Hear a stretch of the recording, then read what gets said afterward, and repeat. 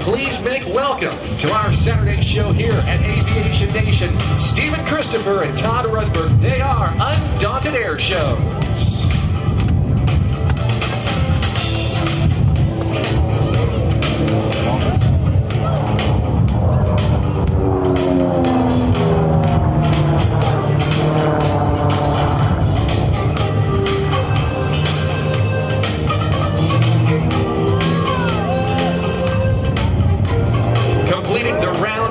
Formation loop. We're going to watch Stephen Christopher in the lead and Todd Rudberg on the wing as they go through this, the very challenging formation barrel roll. A combination of a loop and a roll as Todd maintains position right on the wing of Stephen's aircraft. Not an easy thing to do, particularly with these gusty conditions today. As they make their way to our left, formation flying, very challenging for those who do it, maintaining position and station throughout the entirety of the routine. Todd doesn't dare take his eyes off Stephen's lead aircraft. We're going to watch now from the left as they dive in at over 180 miles an hour as they reach the center of our aerobatic airspace as they set up for this vertical pull once again for yet another formation loop.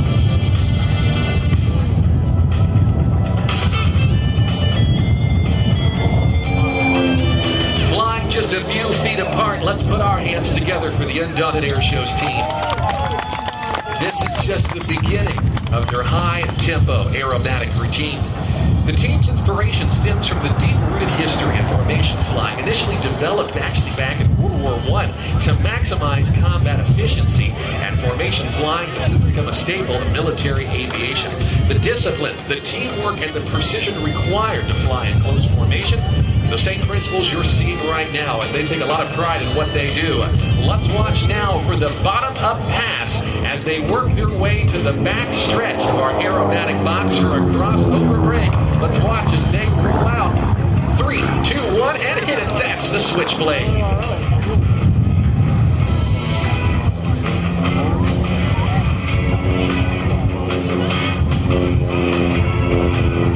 To the left, Stephen Christopher. From the right, that of Todd Rudberg as they now reposition towards show center with us at 400 miles an hour as they set up for this, their first opposition pass.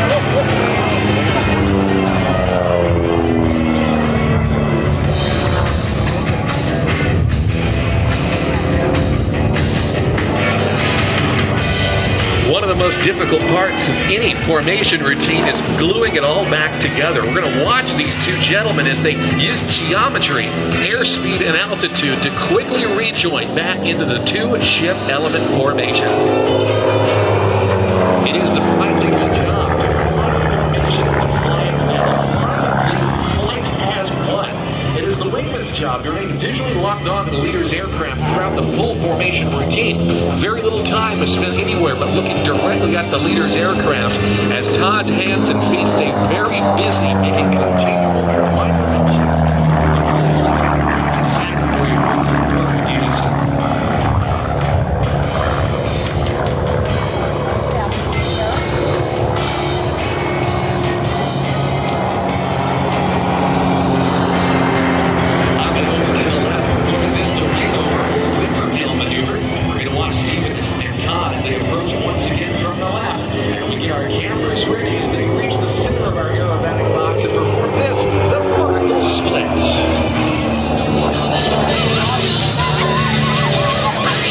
At Nellis Air Forece Base, let's put our hands together for the Undaunted Air Show's team.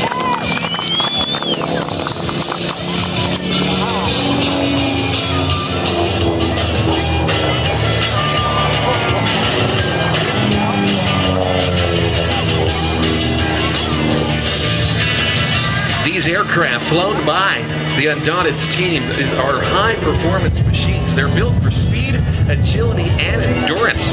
Stephen's RV-7, the red aircraft in the lead, took its first flight back in 2010, while Todd's RV-8 was completed in 2019 using parts from a previous aircraft built by his father.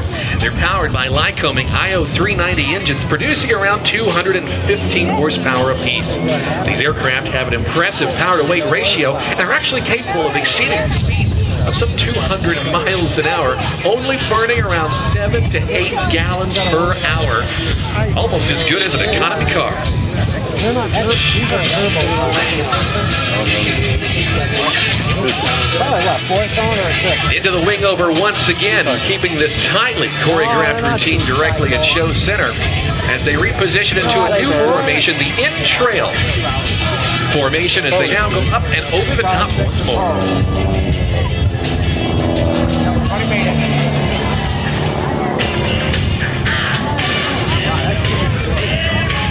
Okay, we're gonna go sit down, bud.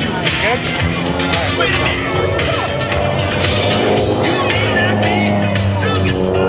And exiting the in-trail loop with a maneuver they like to call the Mr. Twister.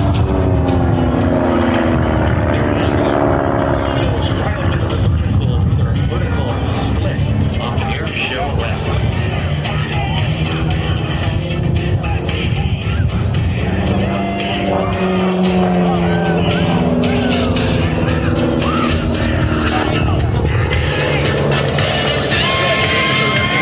Extended trail formation once again as they follow one another up and over the top in this half cubanate maneuver as they perform 5/8 of a loop. Watch for the rolls back to upright, inscribing a half of a figure 8 laying on its side.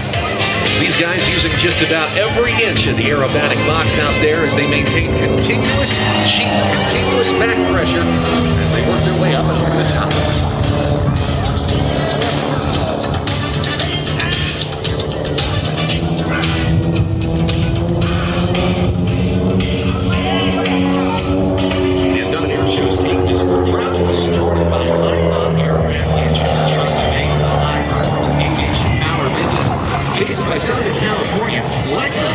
Engines for everything from everyday family aircraft to record-breaking air show machines.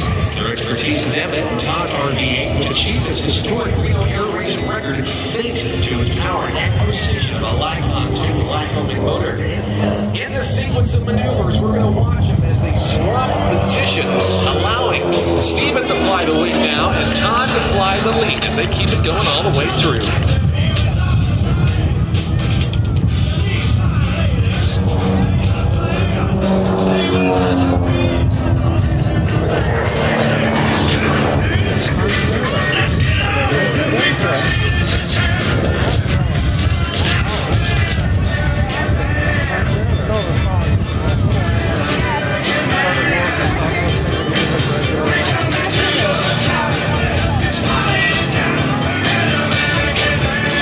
Doing an outstanding job in their routine thus far. Let's again make some noise for the Undaunted Air Show's team. The first RV-1 flying back in 1965, and since that time, these aircraft have become some of the most popular amateur-built airplanes in the history of aviation. These RVs are known as total performance, very economical, and can get you from one place to another in comfort and style.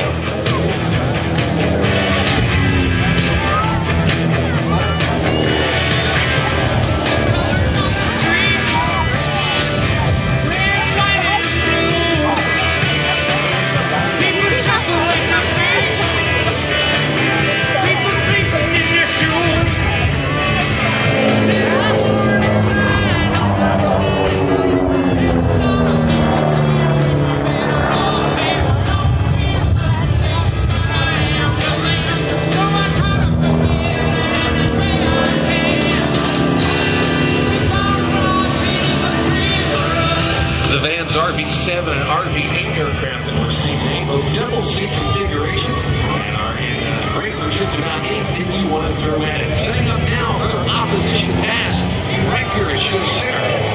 As they now set up for this, the opposing 360. They go back on the stage to some 4 times the nose gravity.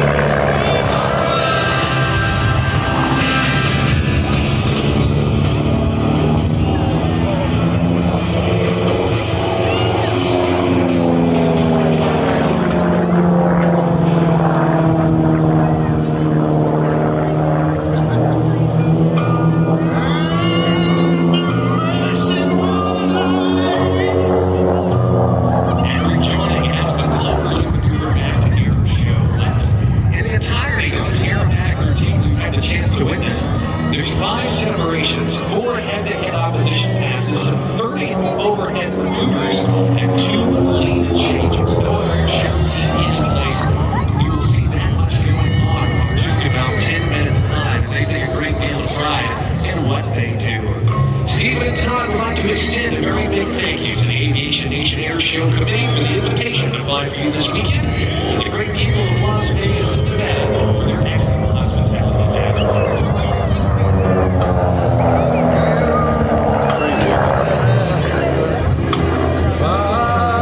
Spacious skies, amber waves of grain.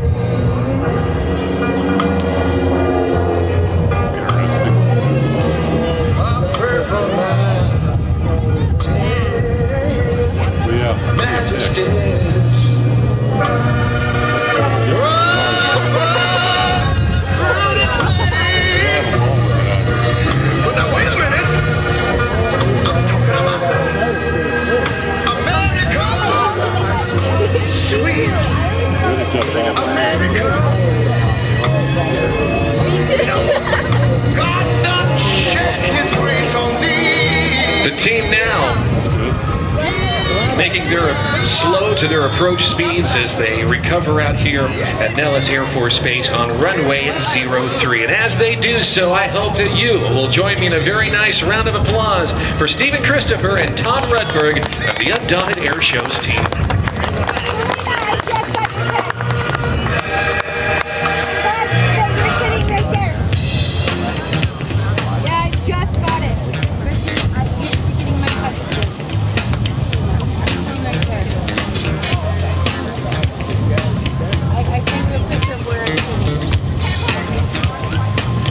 Well, they are going to set up to land as our aerial action continues.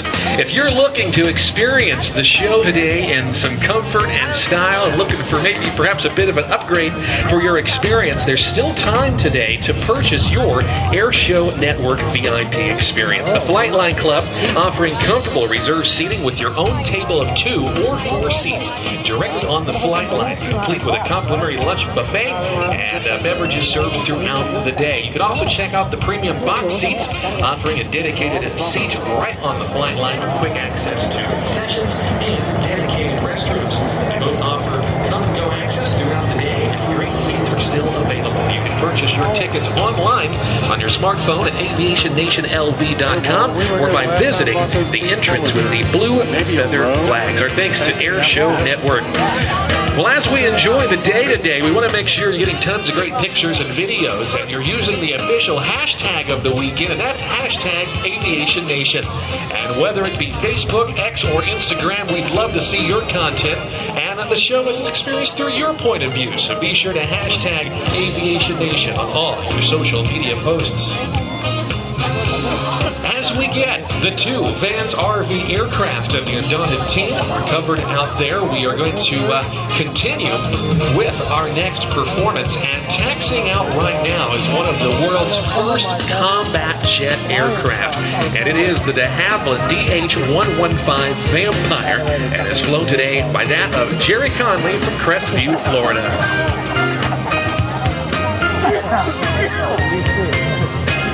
Vampire time. Is it really cool?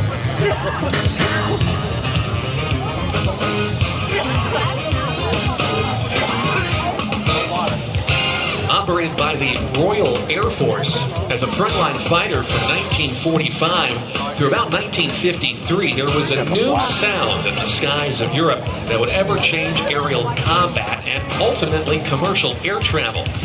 With the introduction of jet technology during World War II, particularly with the Germans and their development of the Messerschmitt Me-262, the British, they were developing their own jet aircraft, and the Vampire was the result.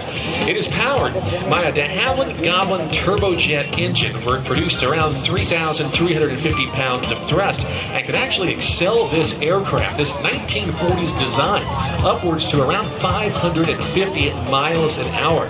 This jet that we're about to see holds several world firsts, and we'll tell you all about it as Jerry Conley readies for takeoff. Coming down the line in parade review, that is Stephen Christopher and Todd Rudberg in those Vans RV aircraft. You can see just how small those airplanes are, but as we mentioned, very economical. Be sure to give them a big wave as they taxi by. Thunderbird, so they stop so fast.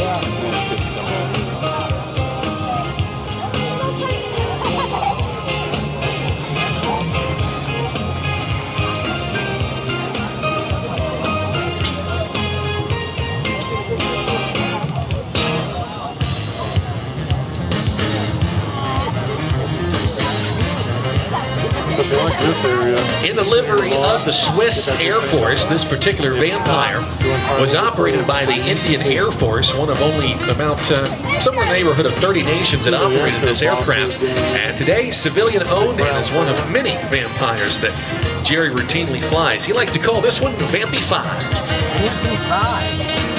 It's all black. Oh, we still got him. That's the air show version of a little NASCAR burnout. That air show smoke system out there. And that smoke actually made by injecting a paraffin-based oil into the exhaust. It's there that immediately vaporizes and creates the smoke trail for us to follow. It's environmentally friendly, and the only thing doesn't quite like it are mosquitoes. We're okay with that. On the takeoff roll now from the right. Here's Jerry Conley of the de Havilland Vampire.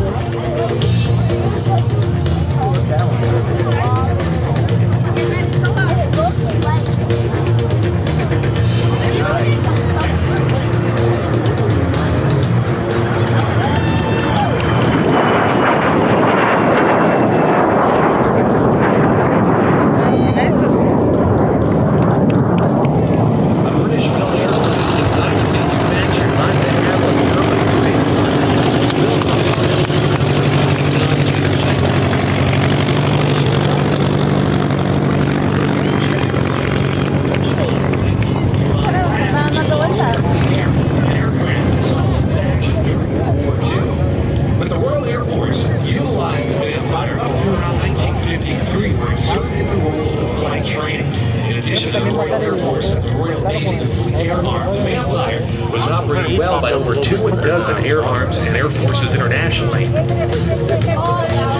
As Jerry now continues to climb to our left, he will accelerate up to around 330 miles an hour and set up for his first pass. In this first pass, it'll give you a great look at this distinctive boom-shaped design of the Vampire, something that was very experimental and revolutionary during its time, and also proved to be very efficient. And of course, during the war years, building materials were hard to come by. The majority of this aircraft that we're seeing actually built mostly from wood. Inbound now from behind and to the left. Here comes Jerry Conley, that of the Vampire.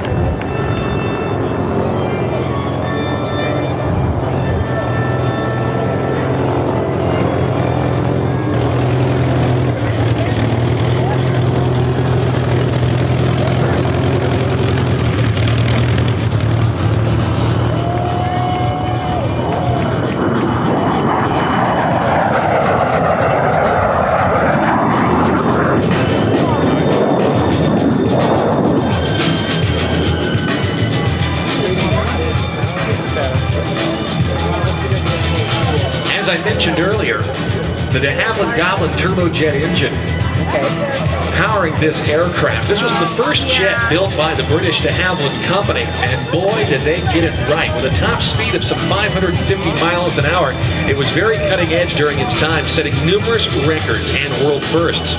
Due to its development being so close to the end of the war, building materials were increasingly difficult to come by, and even though it's produced mostly of wood, though it was very much a lethal fighter with 4 20mm cannons and a total of 600 rounds that could carry some 8 air-to-ground rockets or 2 500-pound bombs.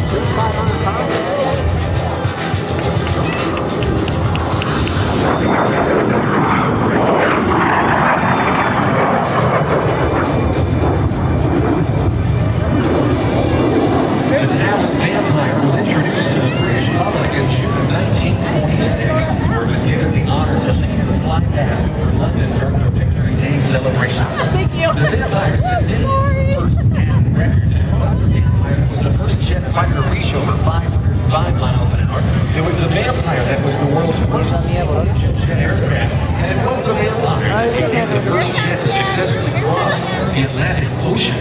Additionally, it was the first jet aircraft to successfully take off and land an aircraft carrier at sea. We again look inbound from our left at over 350 miles an hour. Jerry sets up his next pattern.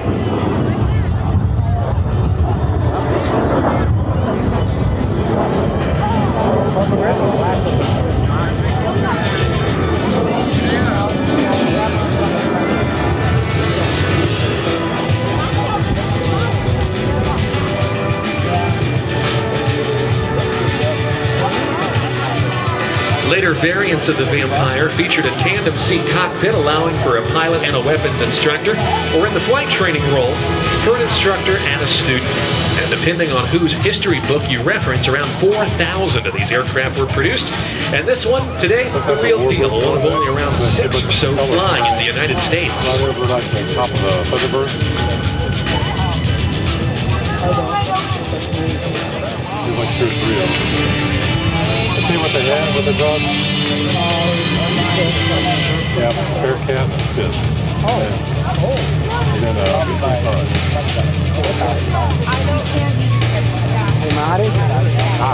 don't think it's a Bearcat, it was a Hellcat. was it Hellcat? Going through the 4-point hesitation roll now as he stops the aircraft every 90-degree angle of angle throughout the full 360-degree rotation. Now that's very nice round of applause for Jerry.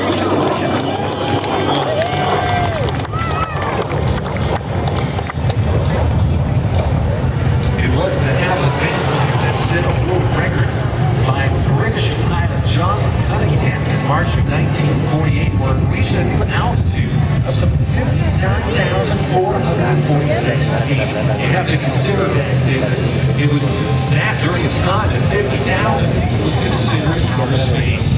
We're going to watch Jerry Coffey again as he repositions to our left. We're passing now our flight line and get accelerated to around 330 miles an hour. Be sure to get your cameras ready.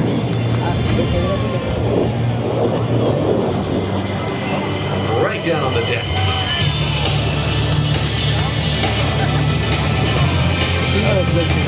Yeah.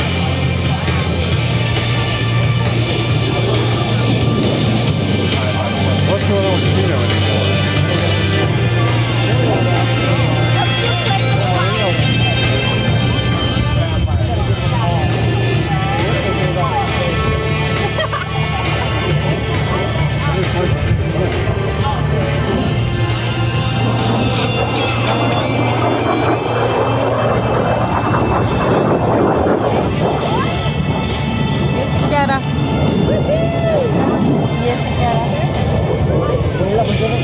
Some 4,000 Vampires that were produced, and a quarter of them were built under license in other countries. The first jet fighter of the Royal Navy was then a Sea Vampire, navalized variant at the time, which operated from aircraft carriers.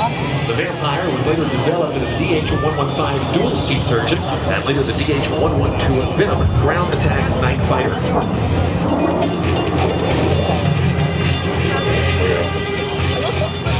This aircraft had great longevity with a number of different operators serving in various air forces, actually all the way up through about the mid-1980s.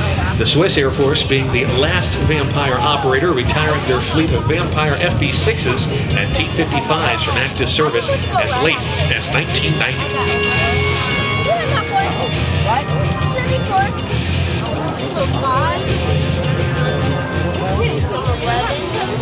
Jerry is now going to set up for a high-speed pass, giving another great look at this de Havilland Vampire aircraft as he accelerates from the right just a few feet off the deck, reaching some 480 miles an hour.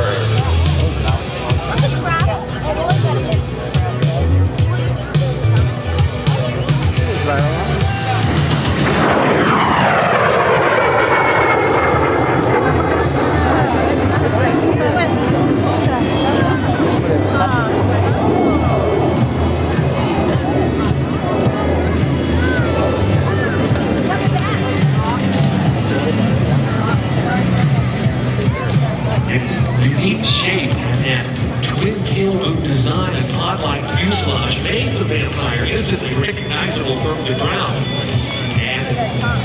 the modified seated Vampire became a common sight over the English Channel. The chaplain captain, Eric Brown, actually completed the first successful landing and takeoff of the jet aircraft.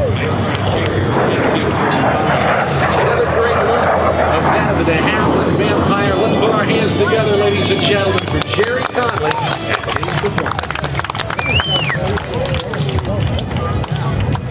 He would like to thank that of Marathon, Norco Aerospace, Gulf Coast Avionics, Wingman Aviation, U Avionics, Acadiana Repair and Powder Coating, and Two Pay.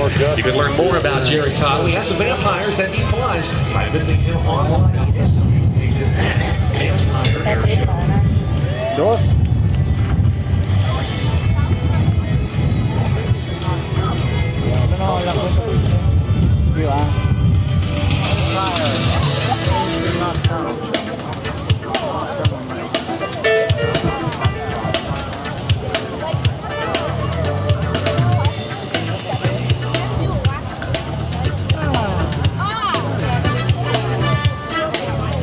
I believe you're right there, William. Well, as Jerry Conley works his way to his base leg for recovery out there on runway 03, it is so great to see so many of you here joining us on this fabulous Saturday as we celebrate that of Aviation Nation 2025. We want to let you know if you get time today to visit the Inspire Festival located all the way down to Air Show right down on the south end of the field, where there's quite a few different educational displays and things to get up close and with. And we want to make sure that you check that out as we progress throughout our morning and afternoon. We also want to make sure you stay hydrated, you want to stay comfortable, and be sure to check out many of our vendors and exhibitors on site. Many of our concessionaires actually being supported by local nonprofits who are utilizing this weekend as a fundraiser. So you can feel good knowing that your money goes to the local community and supports some great charities and organizations. And I hope you get a chance to check that out. Right now, as we get the De Havilland Vampire, you will see a couple of other vintage military aircraft out there on our runway as they prepare for takeoff, and they are the Warbirds of the SoCal wing of the Commemorative Air Force. That's where I broke the zero. That would have been nice. We turn back the hands of time with this next performance as we see some of World War II's most prevalent aircraft, including the North American PBJ Mitchell bomber, the North American AT-6 Texan, the Grumman F-6F Hellcat, and the British Supermarine Spitfire Mark 14. The Commemorative Air Force, an all-volunteer organization with over 13,000 members in all 50 states and some 28 foreign countries, is the world's largest collection of flying vintage military aircraft.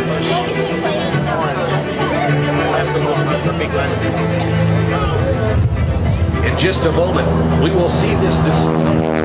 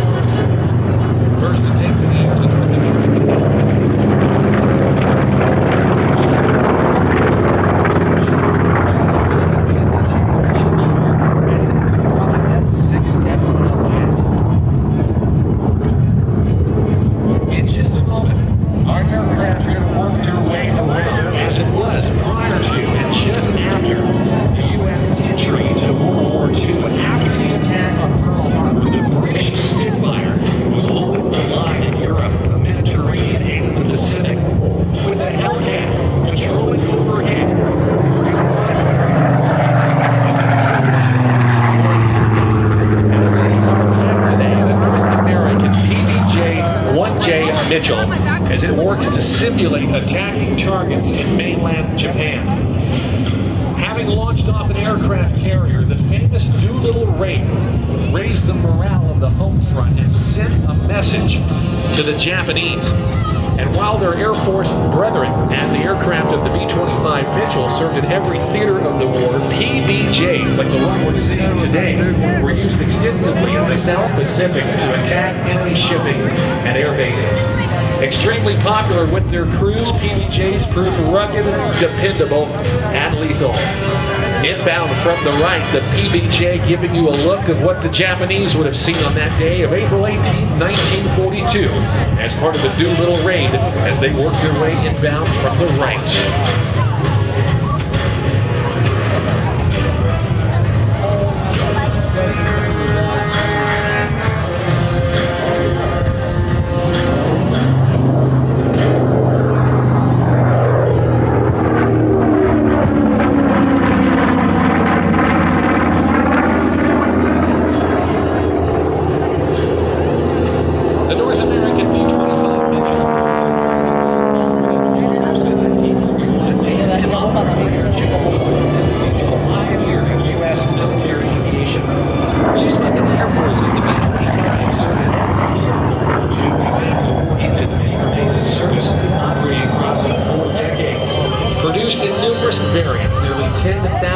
B-25s were produced.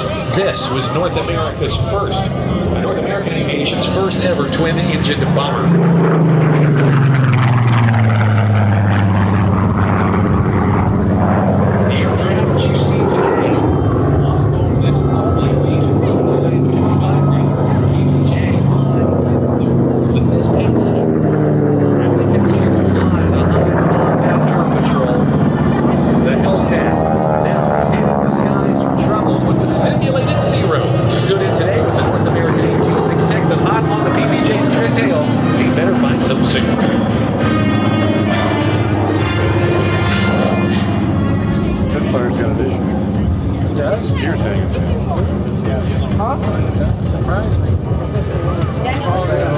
Chasing down our simulated Zero, the Grumman F-6F Hellcat, powered by the Pratt & Whitney R2800 double wasp 18-cylinder radial engine. It was armed with 6 50 caliber machine guns, each with 400 rounds of ammunition for a total of 2,400 bullets. The Hellcat, a large aircraft weighing in at over 12,000 pounds, fully combat loaded, and yet it had a top speed of some 440 knots. It was introduced to fleet operations in the fall of 1943, and it made a lasting impact, racking up a kill ratio of 19 to 1.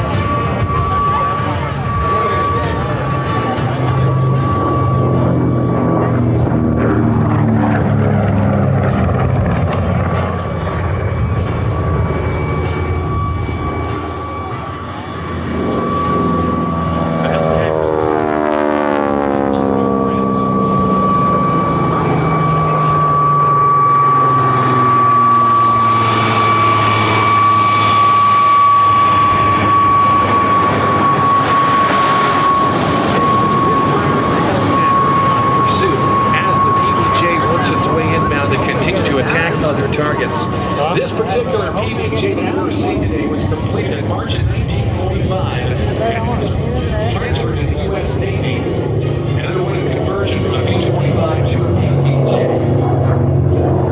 After serving in the naval session,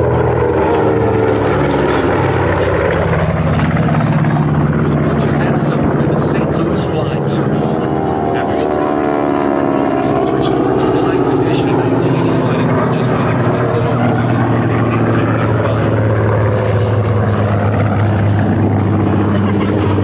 Our Spitfire, built in late 1944, one of only around 1,000 Mark 14s produced. It missed the war in Europe, but ended up in India, ultimately being sold to the Indian Air Force in 1947. It was rescued from Lake Wish in 1977, restored, and she flew again in 1983. Brought to the United States by David Price, this Spitfire was sold to the Commemorative Air Force in 2005.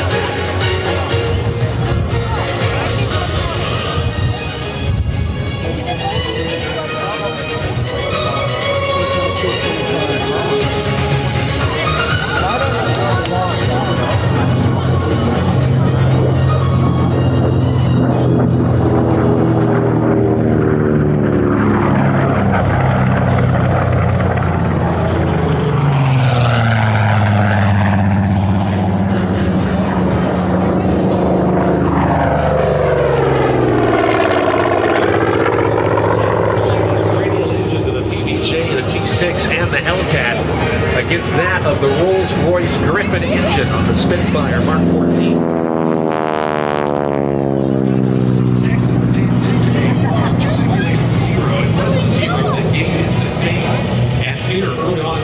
For its incredible maneuverability and long range. It was next to revolutionary when it first encountered Allied fighters, who quickly learned that using traditional dogfight tactics against the Zero ended up in a losing fight for the Allies. The Zero was fairly lightly constructed and had a great turning performance. Later in the war, to the disadvantage.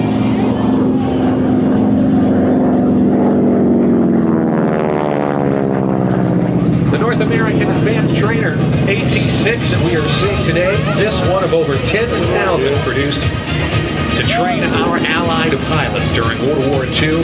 It carries that, the nickname, the Pilot Maker. The lights are on the Pegasus.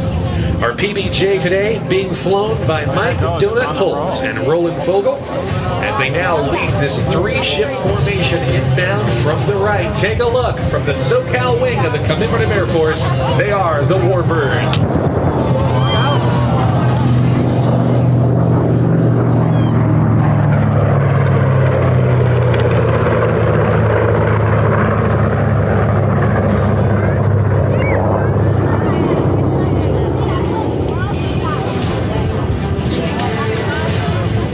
Continue to work their way around. I'd like to take this opportunity to tell you a little bit about the pilots flying for you here today. The PBJ flown by Mike Coles and Roland Fogel. Mike got his start in aviation by joining the U.S. Air Force and went on to fly 810 Thunderbolt 2s, racking up an impressive 2,100 hours as the famed tank killer. In addition to the PBJ, he's also checked out in the Wings Hellcat here with us today, and will soon be flying SoCal's Mitsubishi A6M30 and the Spitfire Mark 14. Today, he flies the Frankenstein as the captain for United Airlines and resides in Southern California. He is joined by that of Roland Vogel, who has a long-time aviation career, starting as a hobby while working his way up to LAPD. He retired as a distinguished member of the community. He's busy learning all of the SoCal pilots around as the unit's operation officer.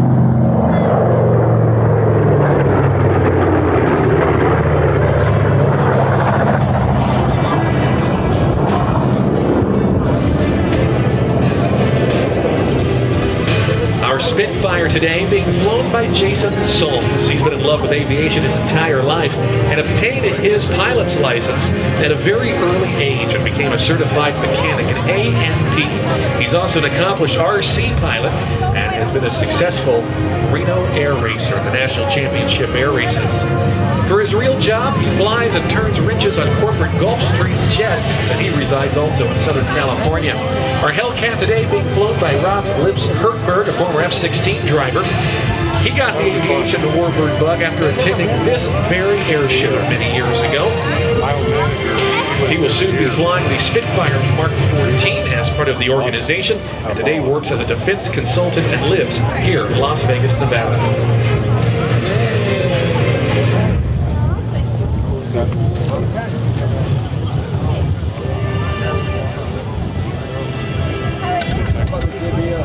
As they now work their way to the right, you have noticed a formation change as they have transitioned from the three-ship Vic formation to the echelon, or all-to-one-side formation, as they perform this, their final pass and landing. The SoCal wing of the Commemorative Air Force is honored to be part of this iconic air show here at Nellis Air Force Base, based today out of Camarillo, California. CAF SoCal, one of many Commemorative Air Force units across the country.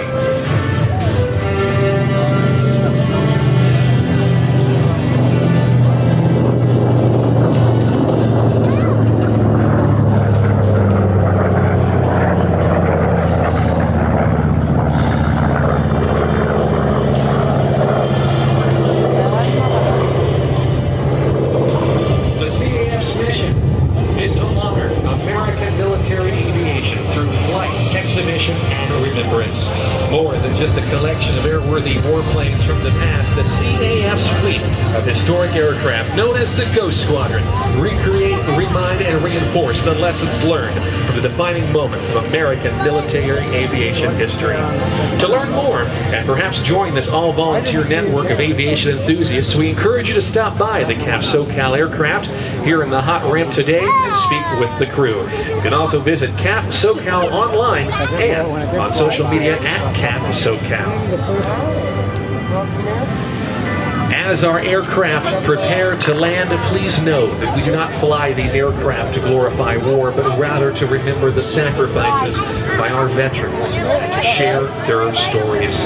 Ladies and gentlemen, in this great salute, please join me in saluting our American heroes, our veterans who have preserved the freedoms that we know of them today.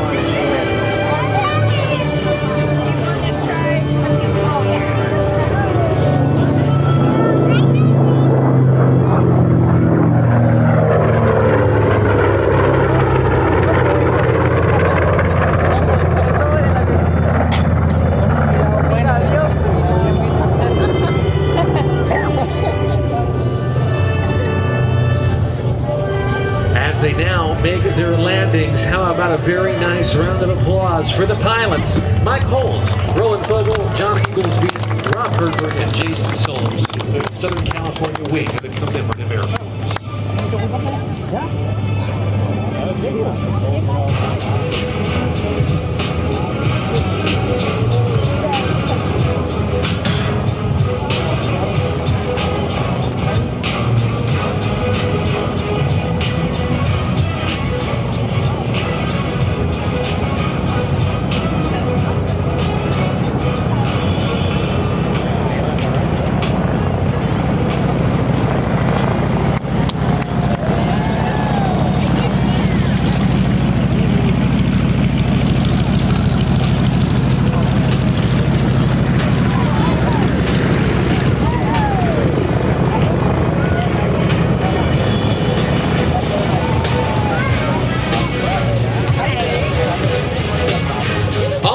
Sight to see these magnificent warbirds up in the air where they belong. It's undoubtedly one thing to see a historic military aircraft in a dusty corner of a museum someplace, but yet a totally visual experience to see one flying in the sky where they belong. Well, as our warbirds recover, it is now time for more air power action as we turn forward the hands of time and present to you next from our United States Navy the Boeing F-18 Super Hornet. Yay! So here is my question for you, everybody. Are you ready for some noise? Because we're going to be bringing it to you big time here in just a couple of moments from now. From the West Coast, Rhino demonstration team from Strike Fighter Squadron 122, the Flying Eagles, based out of Naval Air Station Lemoore in California. We will see the Super Hornet, commonly referred to by those who fly to the maintainers who maintain it as the Rhino. And it was indeed the F-18 Super Hornet that was featured in the scenes of the recent Top Gun Maverick movie. Performed today by the demonstration pilots and instructors from Strike Fighter Squadron 122, they will demonstrate the full flying capabilities of the F-18. Well, we have a write-up. We'll see.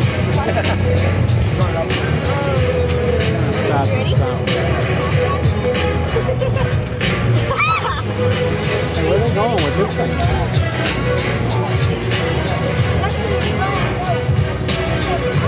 Going to the They asked them to take it down so they could take it down to the ground.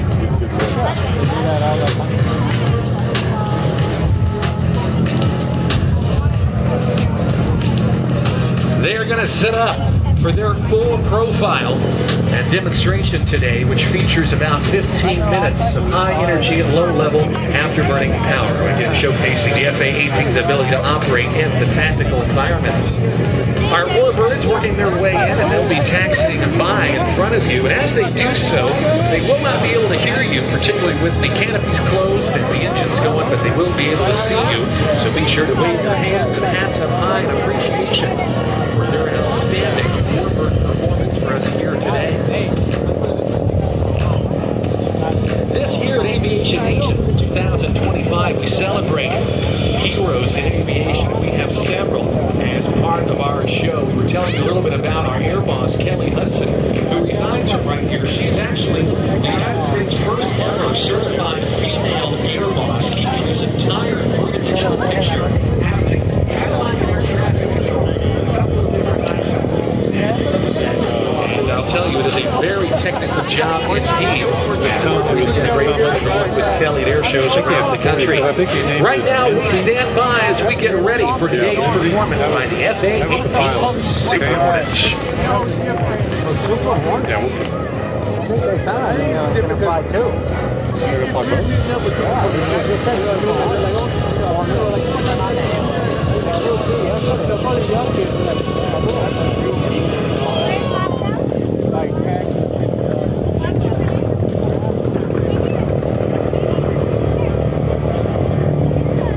On behalf of the United States Navy Naval Air Station Corps and the Commander, Strike Fighter Wing Pacific, and the Commanding Officer of Strike Fighter Squadron 122, we are proud to present the West Coast FA-18 Super Hornet flight demonstration.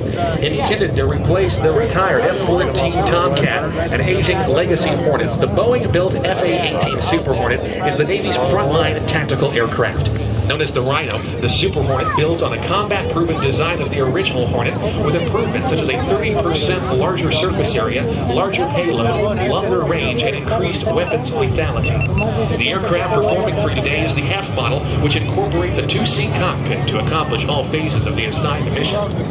During today's demonstration, Lieutenant Evan Doss, callsign Squints, and Lieutenant Robert Dolan, callsign Mac, will demonstrate the incredible flight characteristics of the Super Hornet. During today's flight, Squints and Mac will experience G-forces from -30 to 108 times the force of gravity as they maneuver the aircraft to the edge of the aircraft's operating envelope. Today's show will perform at speeds as fast as 700 miles an hour and as slow as 100 miles an hour. Many of the maneuvers that you will see here today will demonstrate the aircraft's capabilities in the tactical arena and are employed during combat and training flights. Very shortly, you will hear the raw power of the two General Electric F414 engines producing 44,000 pounds of combined thrust. The Super Hornet is the Navy's frontline tactical aircraft and in conjunction with other carrier-borne assets accomplishes the assigned mission to support the air carrier wing and America's interests. See if your welds are still holding.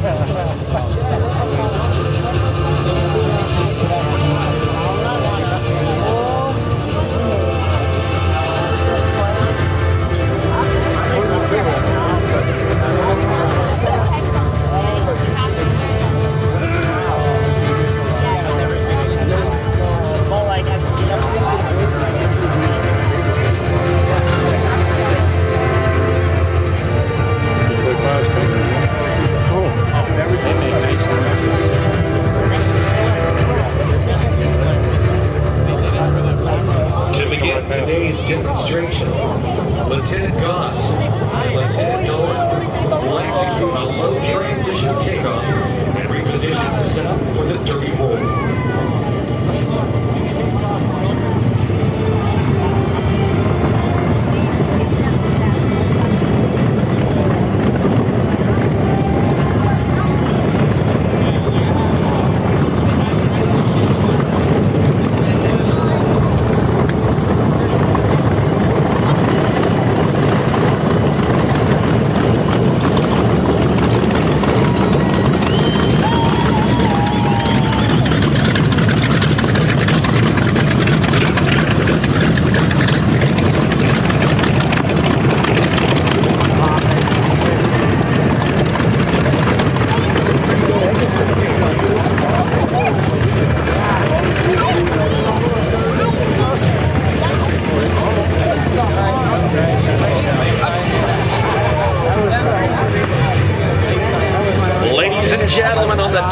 off roll, please welcome Lieutenant Evan Goss, Lieutenant Robert Nolan, and your United States Navy's F-18 Super Hornets.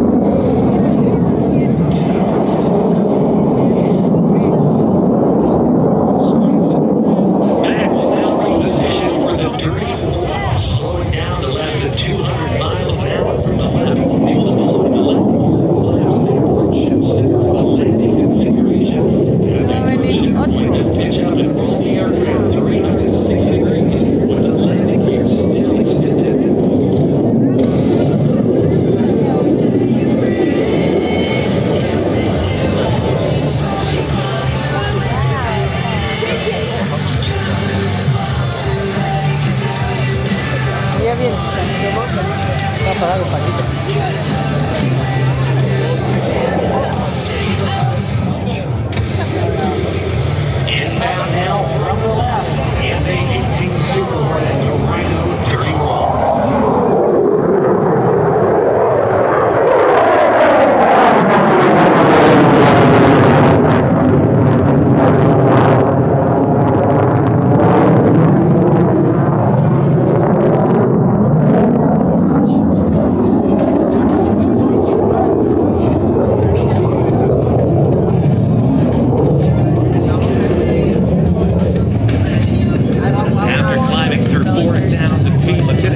Lieutenant Nolan will perform a one-half Q&A maneuver, roll upright and demonstrate the Rhino's incredible pitch authority with a 60-degree nose-up maneuver.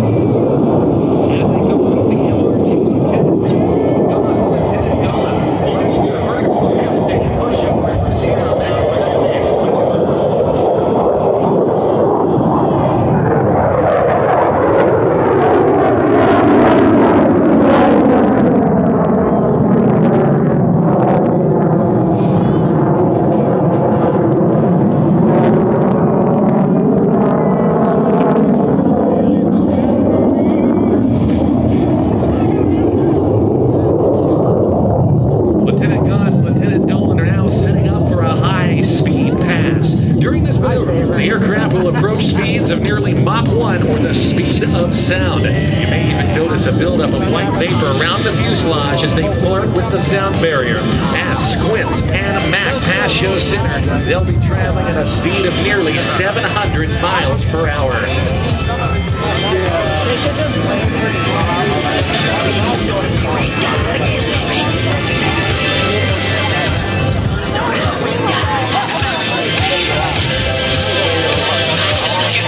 Vegas on your feet from the right and get ready for some incredible noise and the Super Hornet's high-speed pass.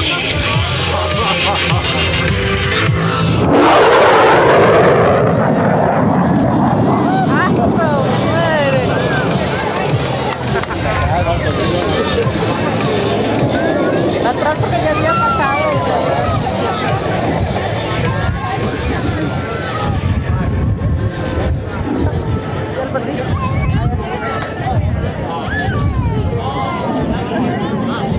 After the completion of the aileron-roll, crews quickly performed a vertical reposition for the jet torsion center. Air maneuver at 350 knots. The aircraft will pull the jet in the vertical to roll the canopy towards the ground as they select full afterburner and enjoy a very comfortable stretch.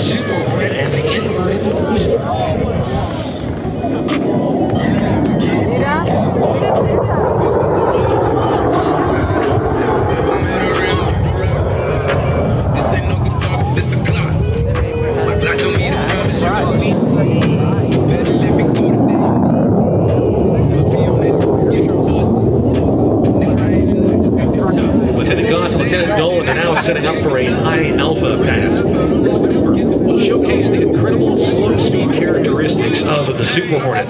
In air-to-air combat, sometimes the aircraft that flies the slowest has the best tactical advantage. Few other aircraft in the world would maneuver at such slow speeds and those high altitudes. And with two flight control systems aiding the flight crew, the 40,000-pound F-18 Super Hornet remains completely controllable at less than 100 miles an hour. Squints and Mac will come through and demonstrate a high alpha or high angle of attack pass. During this maneuver, they'll be flying at just over 115 miles an hour, holding a 25-degree nose-up position. Ladies and gentlemen, from your right to High Alpha Pass.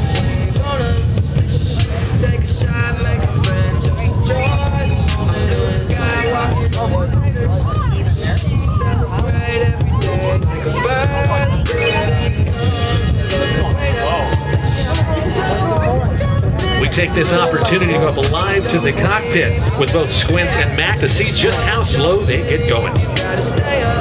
Good afternoon, Nellis. You got Rhino 1 here, Squints and Mac. We are here to demonstrate the high alpha capability of the F-18 Super Hornet. With the aid of our increased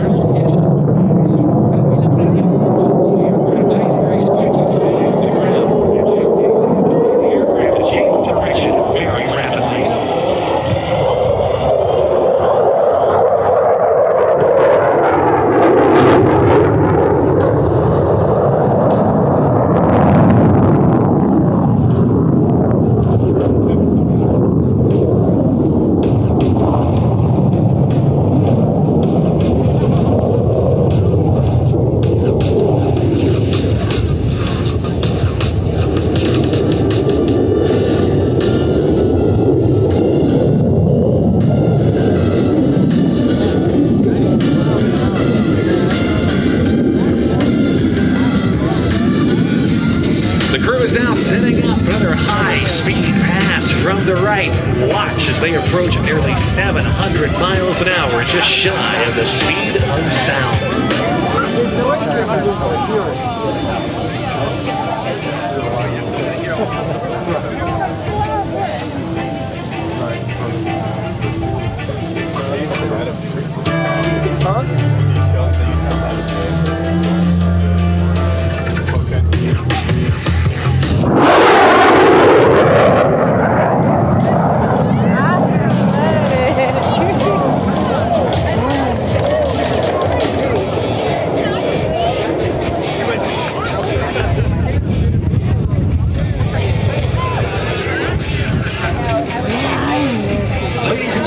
The Super Hornet that you see here today is actually one used to train pilots and strike fighters from 122 based at Air Station Lemoore, California. Squints and Max serve as instructors using real air crew how to employ the Super Hornet. At this time, is your cameras ready? As Squints and Max reposition for the photo pass. Aircraft will pass show center at 3 angle back turn at 300 feet and 650 miles an hour.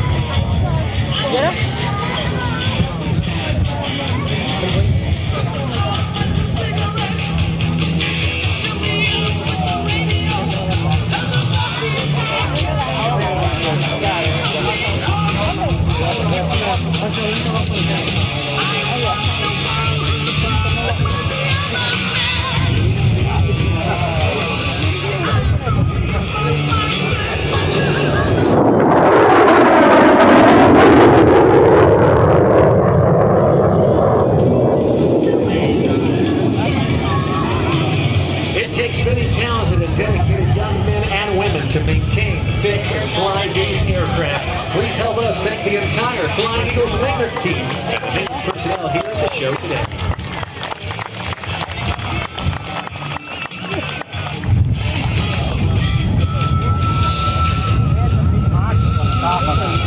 We want to say thanks to AC LeClaire, 81 Laura, 82 Namura, AME2 Lomax, and 83 Field TM2 Holmes, and 83 Kane, our Flying Eagles maintenance team.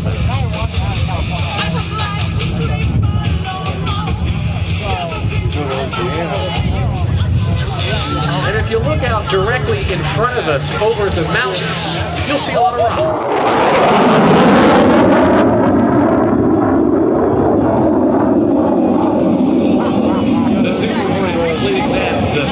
engines from behind, just shy of the speed of sound. We are very thrilled to host the West Coast Rhino demonstration team. This is one of several show sites on their North American and international tour this year. Our next show site will be that of Marine Corps Air Station Iwakuni in Japan.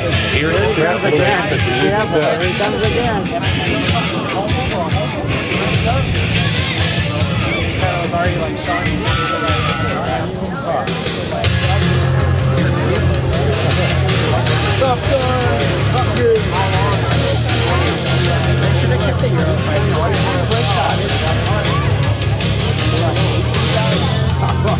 Setting up now, here's the carrier brake.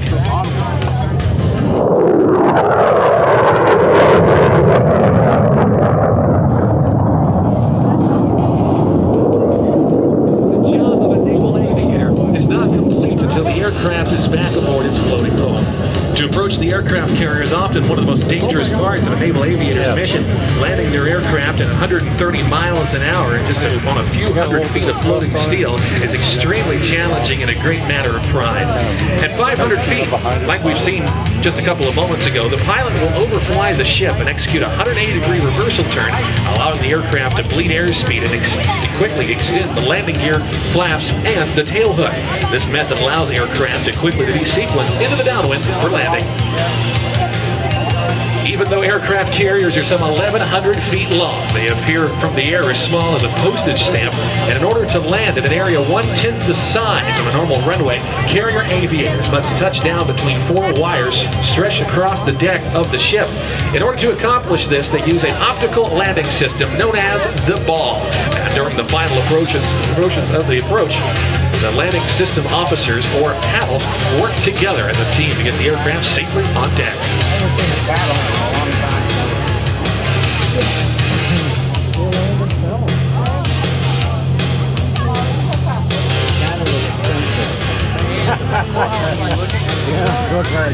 Ladies and gentlemen, on behalf of the United States Navy, we thank you for allowing us to demonstrate the flying capabilities of the Super Hornet. Ladies and gentlemen, let's put our hands together for the crew, Lieutenant Evan Doss and Lieutenant Robert Dolan in the Super Hornet F-18.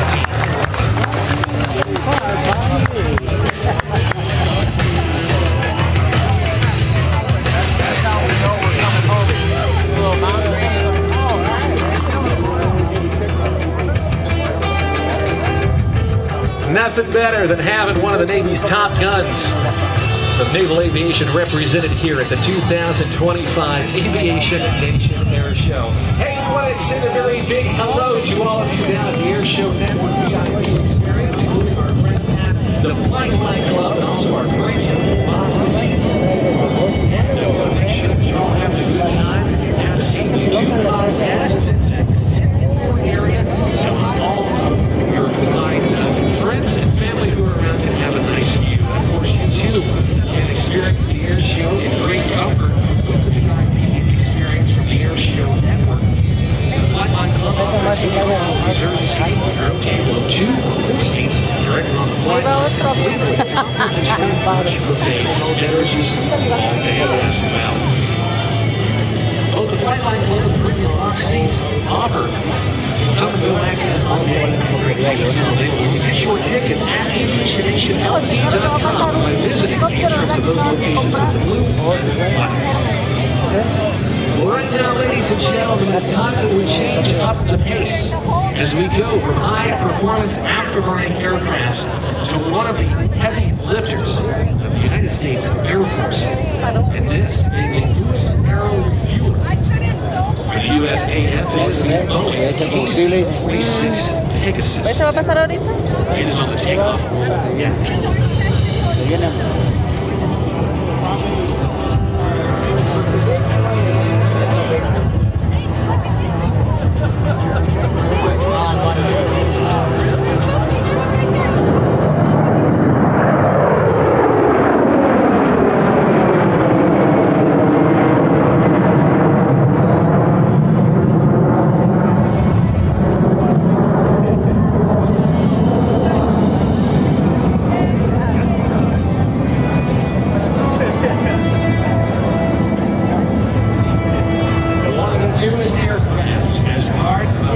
America's tanker fleet. The KC-46 Pegasus derived from the Boeing 767 airliner, helping to continue that global reach and global power, continuing to support our American allied efforts across the globe for many decades to come. The KC-46A is the first phase of recapitalizing on the U.S. Air Force's aging tanker fleet. Greater refueling, cargo, and aeromedical evacuation capabilities compared to previous tankers. The KC-46 will provide aero refueling support to the Air Force, the Navy, the Marine Corps, and partner nation receivers. Much like the KC-135 Stratotanker, the now retired KC-10 Extender, the KC-46 can deliver fuel through its refueling boom as well as its drogue system and wing refueling pods, typically used for Navy aircraft. The first KC-46 was delivered to the U.S. Air Force in 2019. The aircraft today joins us from the 56th Air Refueling Squadron, based at Altus Air Force Base in Oklahoma. The wings up for us. It is my pleasure to present to you America's newest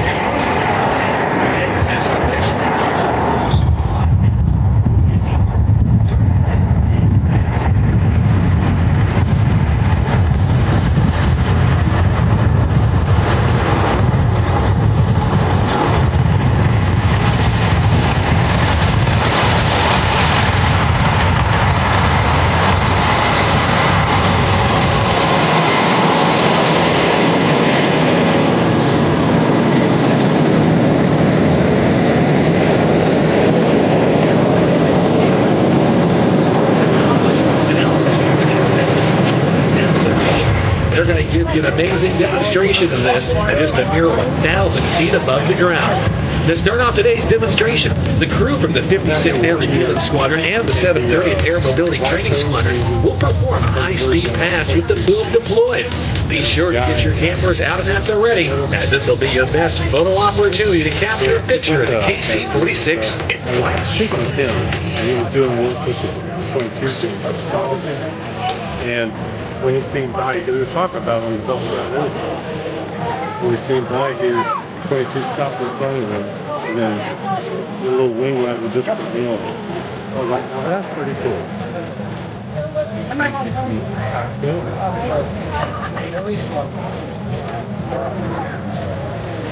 I get random ones in the store all the time because I put my phone in my back pocket and I close it and I'm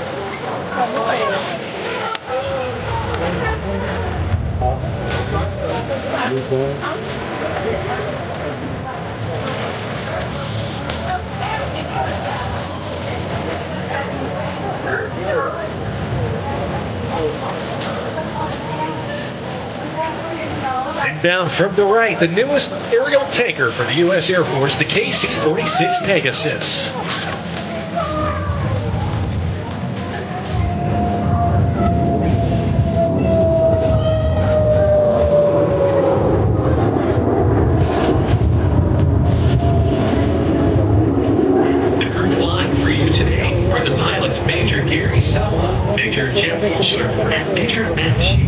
They're assisted by the boom operators, Technical Sergeant Austin Wilson and Staff Sergeant Frank Scarborough. The maintenance crew on drive this week is our Mr.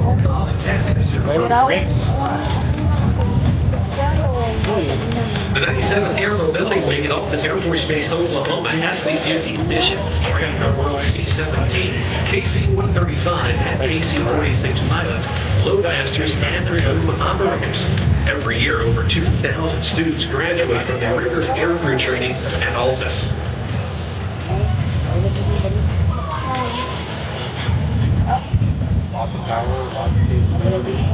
2025 is the inaugural year for the Air Force's KC-46 demonstration team. This made the aircraft's second performance thus far after debuting this season at Barksdale Air Force Base in Louisiana just this past weekend.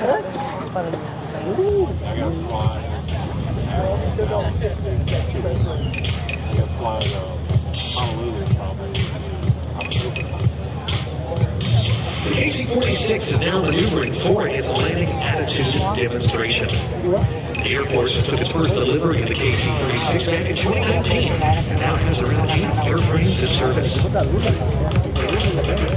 pongo el Valencia. Tengo 40.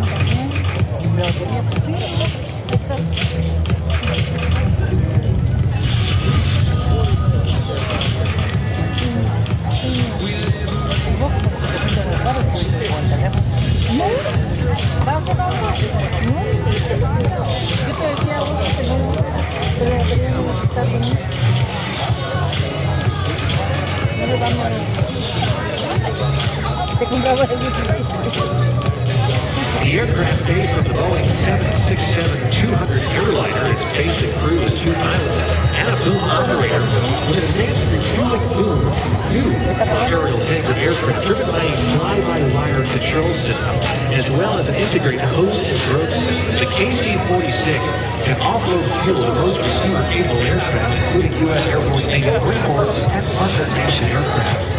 This airplane represents the beginning of a new era in refueling capability for the joint force. The aircraft has been developed since 2011 with initial flight occurring in December 2014. The current contract with options provide air mobility today with inventory to obtain 179 KC-46A Pegasus.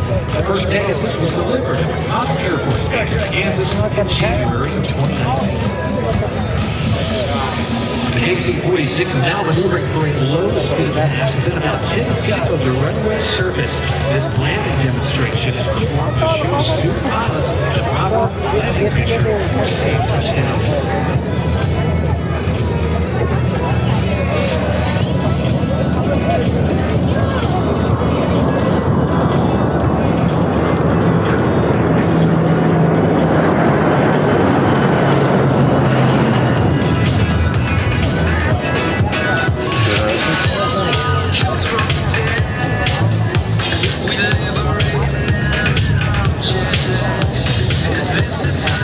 This behemoth aircraft has a fuel capacity of 212,000 pounds of fuel, or about 31,000 gallons, in which it can carry over 7,000 miles unrefueled. With a 65,000-pound cargo capacity on board, the KC-46 can accommodate a combination of up to 144 passengers, 58 patients for aeromedical evacuation, or up to 18 pounds of cargo.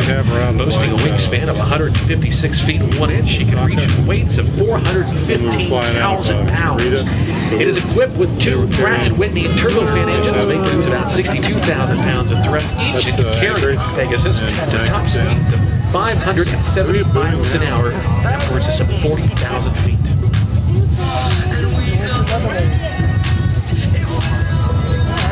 Setting the KC-46 apart from its other legacy tankers is it's armed with data links and an advanced battle management system connecting the multi-domain warfighter, providing tactical situational awareness, real-time information superiority.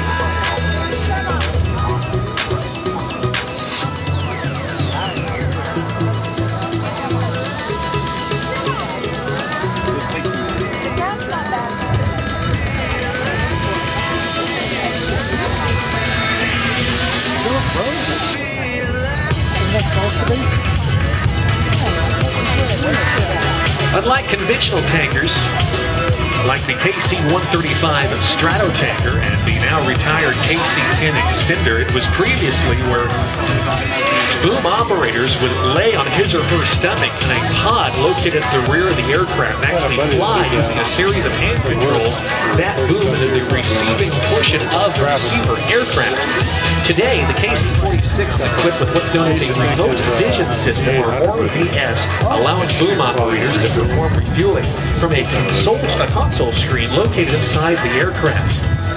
Its fly-by-wire boom design delivers up to 1,200 gallons of gas per minute, and aside from the U.S. Air Force, Japan serves as the first and only international customer of the aircraft, with interest gaining from additional allies. From the right, Major Soa, Major Hochler, and Major Schaefer is going to execute an overhead maneuver. Listen to the unique sound the aircraft makes as it begins to slow as they bank the aircraft to some 45 degrees.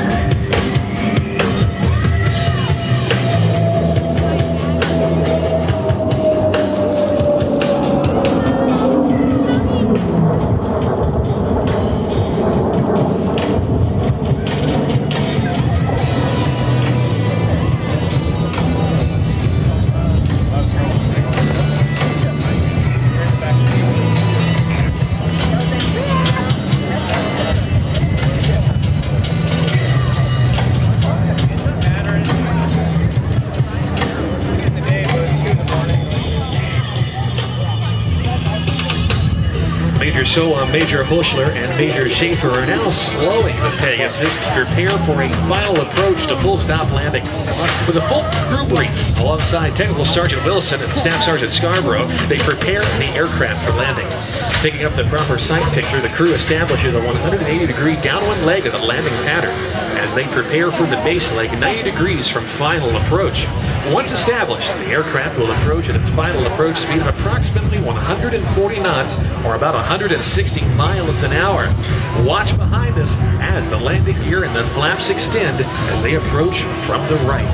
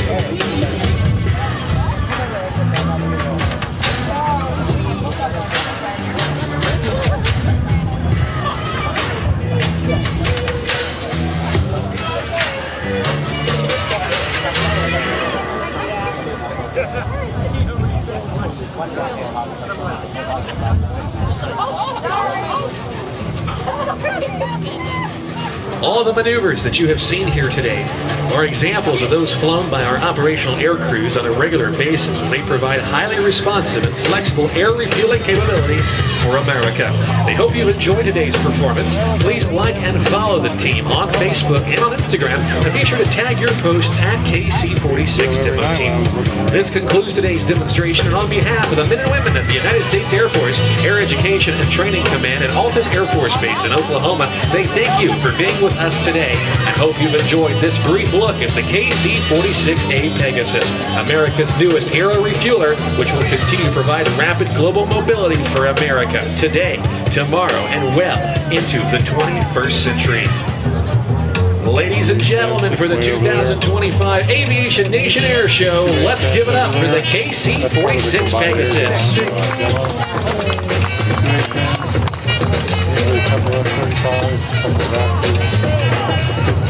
Don't sweat the technique.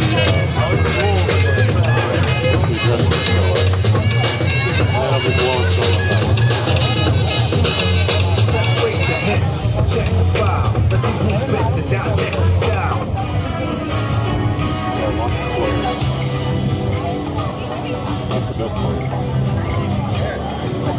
Well, right now, ladies and gentlemen, as our aerial action continues here at Aviation Nation 2025, it is time that we prepare to launch members of our combined arms demonstration. They are on the takeoff roll now.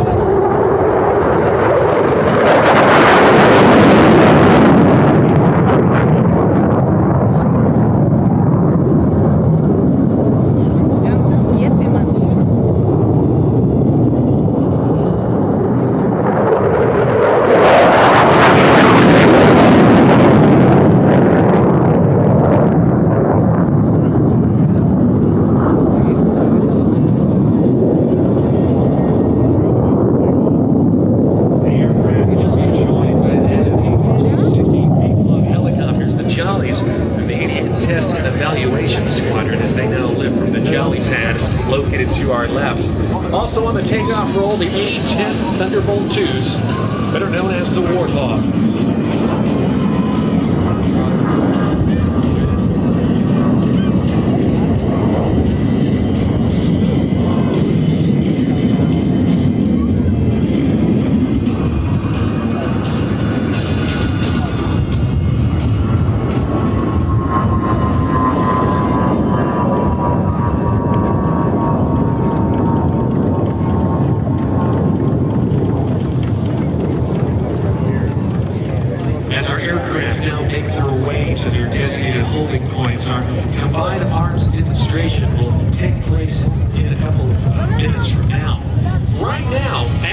Our CAD Players up to altitude. I'd like to tell you a little bit about the rest of our day and what's coming up next here on the flying display here at our Saturday edition of Aviation Nation 2025. In just a few moments, we're going to be welcoming to our show Stephen Covington flying a monster biplane that you will certainly want to see up close and personal as he tears up the sky for us. We'll get the chance to see our combined air power demonstration. That'll be kicking off at about 1:15 here this afternoon before we turn things over to Bill Stein of the Zivco Edge 540. Following that, at 2:10, we'll see the U.S. Air Force's F-22 Raptor demonstration team and our U.S. Air Force Heritage Flight. Vicky Benzing is here as a P-51 Mustang on this one crazy. We'll see the Red Bull Air Force with Air Fitzgerald, Chandlis, and our Generals Mike Brewer, Sean McCormick, and Gabe Shimalecki before we turn things over to the United States Air Force Thunderbirds at approximately 3:35 here this afternoon. We have gotten so many great pictures and videos of the show thus far, and we want to continue to remind you to use the hashtag Aviation Nation on all of your social media posts. And if you've got some great pictures and videos of the show today, feel free to send them over my way as well. You can find me on the social medias at Air Show Luke. I get the opportunity to announce some of quite a few different air shows from coast to coast and internationally every so often. And for us working the stand, we don't get a lot of opportunities to take a lot of content, and we rely on all of you to do so. I know there are several photographers here today joining us from just about every corner of the world. Going by right now in front of us, speaking of photography, is that of the BOCOW BO-105 helicopter. It's flown by Aaron Fitzgerald of the Red Bull Air Force. On board that of photographers Kevin Hong and that of Larry as well. They are going doing a couple of passes, getting a couple of pictures. So if you're friends with your buddy or your family, you can smile. And if you're with somebody that, well, you just want to put a couple of feet between and not be seen with, that's okay too. We want to say thank you to many of our community partners who have stepped up in a big way to make this weekend possible. A big thanks to our friends at Formula One. A big shout out to the Formula One Las Vegas Grand Prix. Their exhibit located at the Inspire exhibit on site here today. Thanks to Clark County Family Services for lifting up this year's air show. And swing by their booth at the Kids Zone for a free souvenir photo and find out how you can support local children and families through foster care. Our thanks to Clark County and Salute. Thanks to Victory Capital, on site ready to help you achieve your financial goals. Visit them today in the sponsorship booth area to learn how you can start investing. Grow, free, and with your guide to celebrate Aviation Nation this year. We say thanks to Victory Capital for their support. If you're looking for dinner tonight after the air show, be sure to join Texas Roadhouse for a feast conveniently located 5 miles down on East Craig Road. Also thanks to Aerotech for their help in providing the 2025 Desert Lightning magazine. And also thanks to the Army and Air Force Exchange Service. Stop by their table today to check out their exclusive Aviation Nation gear. A perfect way to remember this incredible event. AAFES, proudly serving the military community and doing so for over 129 years. No federal endorsement is intended. It is now time that we turn things over to Stephen Covington at SRC Air Shows, and to tell you all about it, please make welcome Mr. Alan Mitchell. Thank you, Luke Carrico. Ladies and gentlemen, thanks for having us here at the 2025 Aviation Nation Air Show. If you've not yet done so, now's the time to make your way to the crowd line. We're about to kick things up with some high-speed, low-level aerobatics. Look out on the runway. Smoke on. Here we go. Ladies and gentlemen, this is Stephen Covington and the Pitts S2S Fury.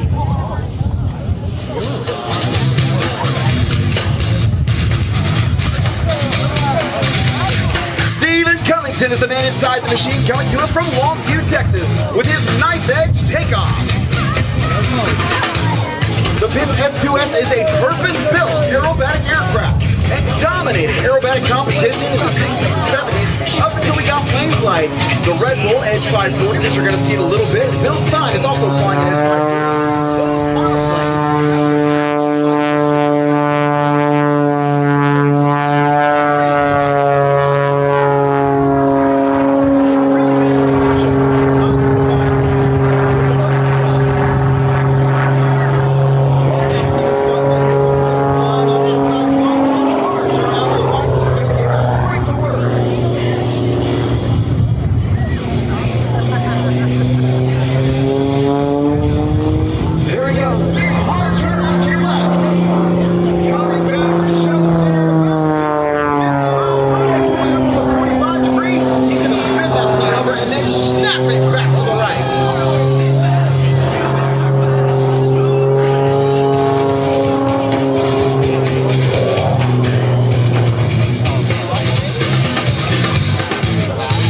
Some of the precision capabilities of the Pitts S2S. Watch as Stephen repositions, comes down the show line for a 4-point hesitation roll.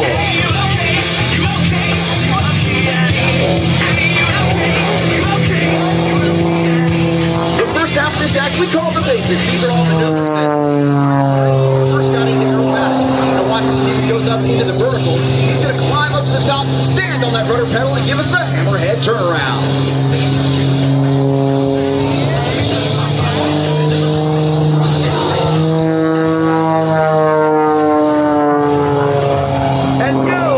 Show is complete until you've seen a big, beautiful barnstormer sloop. And ladies and gentlemen, watch as the master from Longview, Texas repositions the Fury. Brings it back down the show line to do just that. Watch, it comes right off the surface, pulling the stick back, up into the air. Now he's going to flip the aircraft over. Tumbling on the up line as he goes up just a little bit. Rolling it away.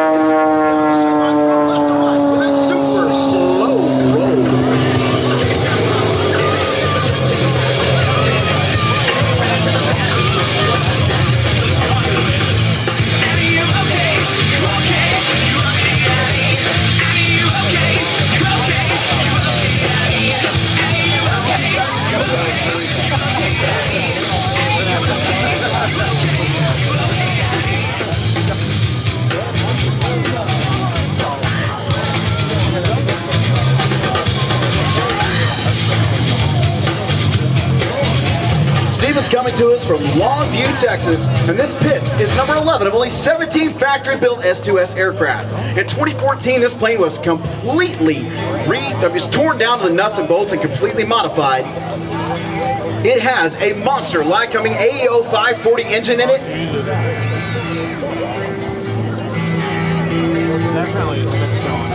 The whole tail section of the Fury has been redesigned to include a larger rudder and an elevator, giving the Fury superior performance. Right now, we're looking skyward for 3 puffs of smoke that'll let us know that Stephen's ready. We're going to kick things up a notch in the second half. We showed you the basics. We showed you basic aerobatic maneuvering. In the second half, it's going to get wild, it's going to get fast, and it's going to be all low level.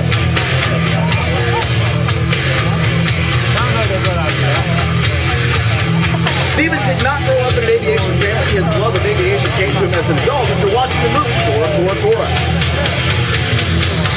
He took an aerobatic ride at his local airport when he was about 19 years old, and the man was hooked. He's been doing this for about 25 years, and those 3 puffs of smoke tell me he's ready.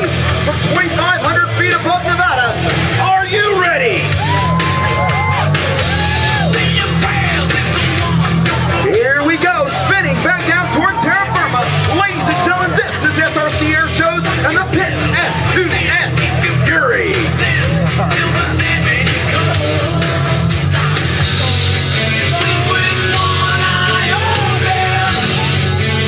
Once he gets back to show center, he's going to show us a 9G. That's 9 times the force of gravity turn right now. Slamming it down inside that cockpit, smashing his body against the frame. Straight up into the vertical, ladies and gentlemen, he actually broke his G meter performing that maneuver. Watch, it gets to the top of the tower. He's going to hang it off that whirlwind propeller. Ladies and gentlemen, that is Charlie Hillard's torque roll.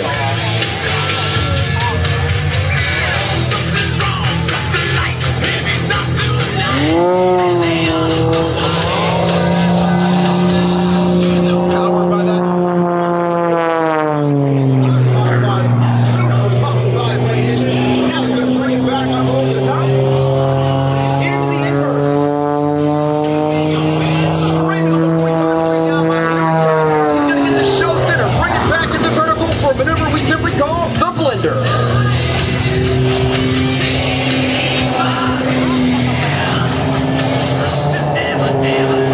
Hang on, Nevada, we're not done yet. Who wants to go for a ride with Stephen Covington? Sorry, Luke, there's only one seat. We'll put you out of the way, baby. Running down on the deck one more time. He's going to reposition the aircraft out to the left. He sees 1.5 by everything inside our still airplane box.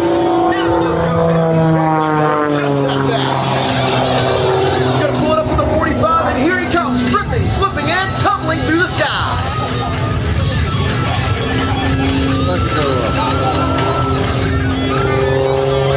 Now there are fixed-wing aircraft that are designed to hover.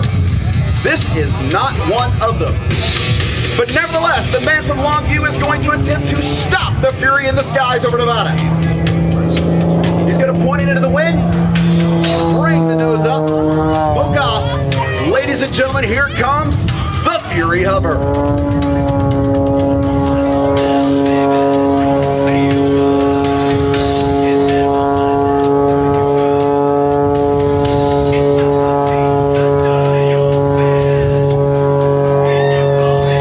There we go, just the power of the aircraft hanging in the air. That was the Fury Hover. Now he's going to beat it, pull the aircraft straight up and over the top for the minimum radius, or micro loop.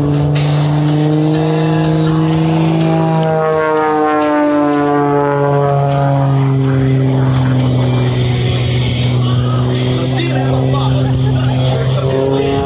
This is not one of them. It takes 2 aircraft to create the sky. Well, Steven's going to attempt to do it with one. One out of every 100 of these actually looks like a heart. This one's no exception. It does not. Ladies and gentlemen, I present to you the Longview Broken Heart.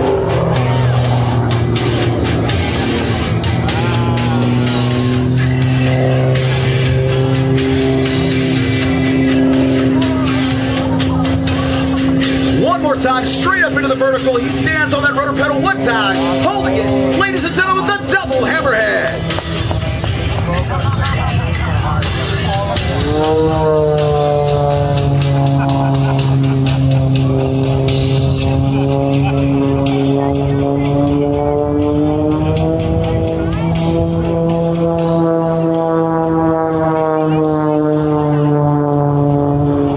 Now, getting an aerobatic aircraft to tumble is no big trick, but getting it to tumble up takes a considerable amount of skill. He goes up to the outside of the box, training altitude for airspeed, coming up about 250 miles an hour. Now he's back into the vertical. Ladies and gentlemen, do not take your eyes off Stephen Covington. Here we go.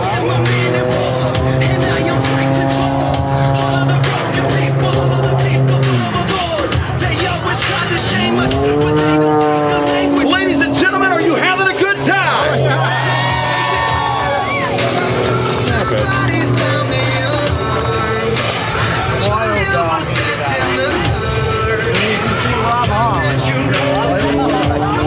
Now he's going to bring it back to show center once again.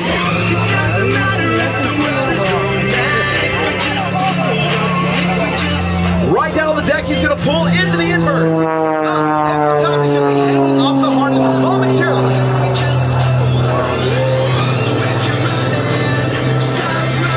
Now he's going to slam the stick forward. Ladies and gentlemen, this is the E-brake turnaround. We were born for greatness.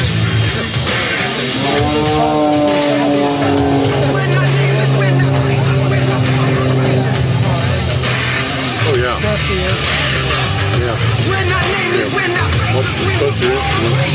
Now he's gonna go completely ballistic off the page. Nothing but rips, flips, and whatever he feels like doing.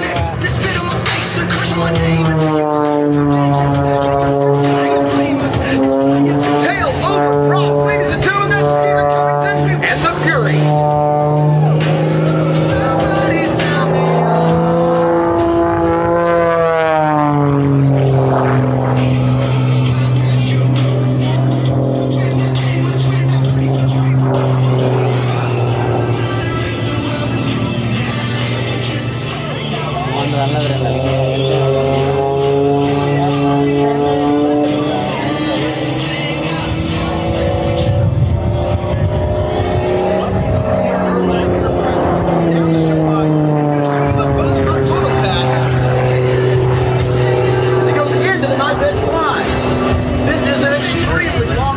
We have here at Nellis Air Forece Base.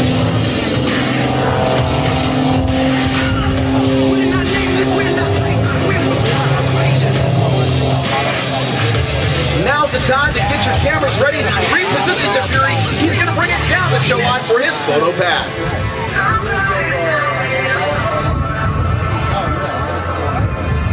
The wind is ripping today, absolutely punishing our pilots. He's repositioning the Fury out to your right. He's going to come screaming down the show line, so get your cameras ready. Here we go. No, when our name is when our faceless, we will blow for greatness. No, when our name is when our faceless, we will blow for greatness.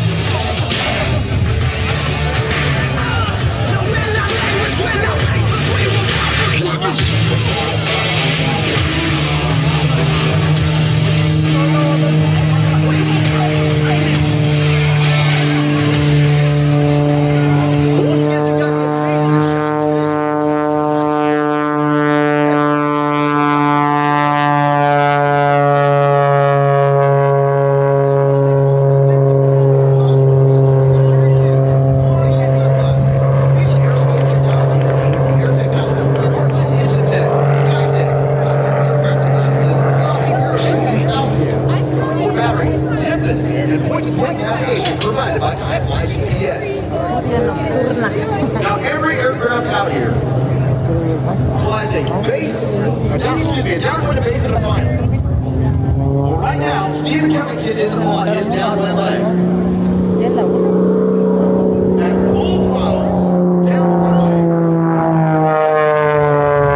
Inverting. All makes sense. Keep your eyes fixed on the Fury, ladies and gentlemen. He's not even close to done. He's pulling straight up into the vertical. This is his base leg.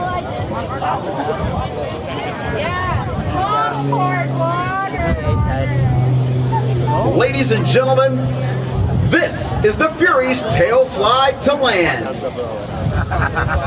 He's going to bring it out of the tail slide, slip it right down onto the runway here at Nellis Air Forece Base for 2025 Aviation Nation Air Show.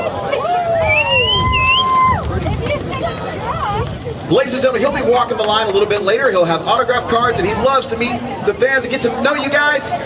And thanks for having us out here, ladies and gentlemen. For Stephen Covington, my name is Alan Mitchell. Luke Carrico, back to you, brother. Thank you very much indeed, ladies and gentlemen. Let's put our hands together for Stephen Covington. Talk about some down and dirty power aerobatics in one of the most hot-rodded biplanes you will see anywhere in the world. And again, a big thanks and a round of applause for the voice of SRC Air Shows, Mr. Alan Mitchell. Well, right now, here's what's going to happen. We're about to reenact a scenario, and I want you to give you a heads up about that, because you might hear some small arms fire, you might hear some loud kabooms, and we're going to see some pyrotechnics. But for now, all that we know is it's going to be awesome. And we are preparing for our combined arms demonstration and are awaiting the cue to present this impressive display of air power that is unrivaled by any other air show in the world.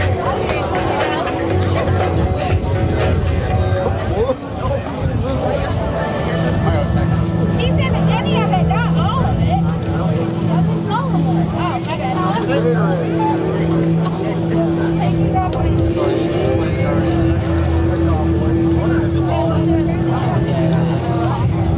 Oh, Ladies and gentlemen, up next is the 2025 Aviation Nation Combined Arms Demonstration.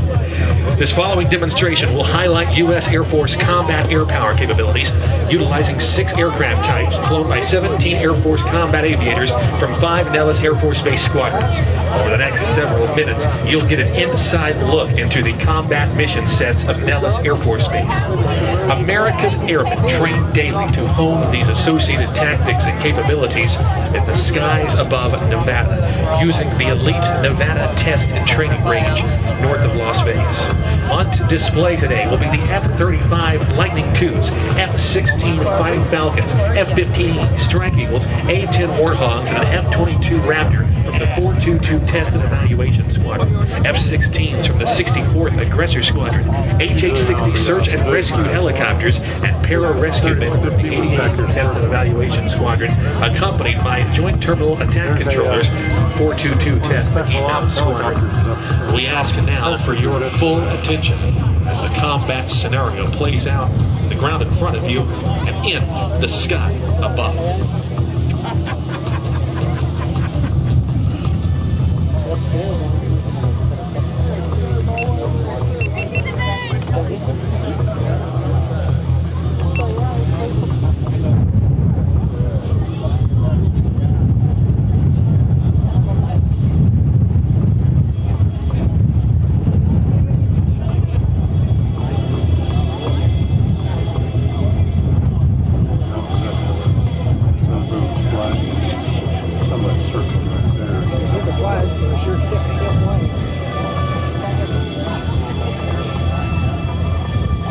That's where they come from, is back over the mountain. Traveling from the north to south, enemy ground forces are moving to secure an airfield for follow-on enemy operations. Without established air superiority and ground air close air support, friendly forces are challenged by these enemy forces from the ground to the east and from the skies above. As they maneuver, the friendly ground forces are met with heavy enemy fire, and they take on multiple friendly casualties. The Air Force Tactical Control Party Joint Terminal Attack Controller, or JTAC, embedded within the friendly ground forces, reports the team is taking heavy fire and is requiring an immediate exfil of their wounded teammates. The JTAC calls upon pararescue airmen, or PJs, who are trained to rescue and retrieve downed pilots and injured personnel.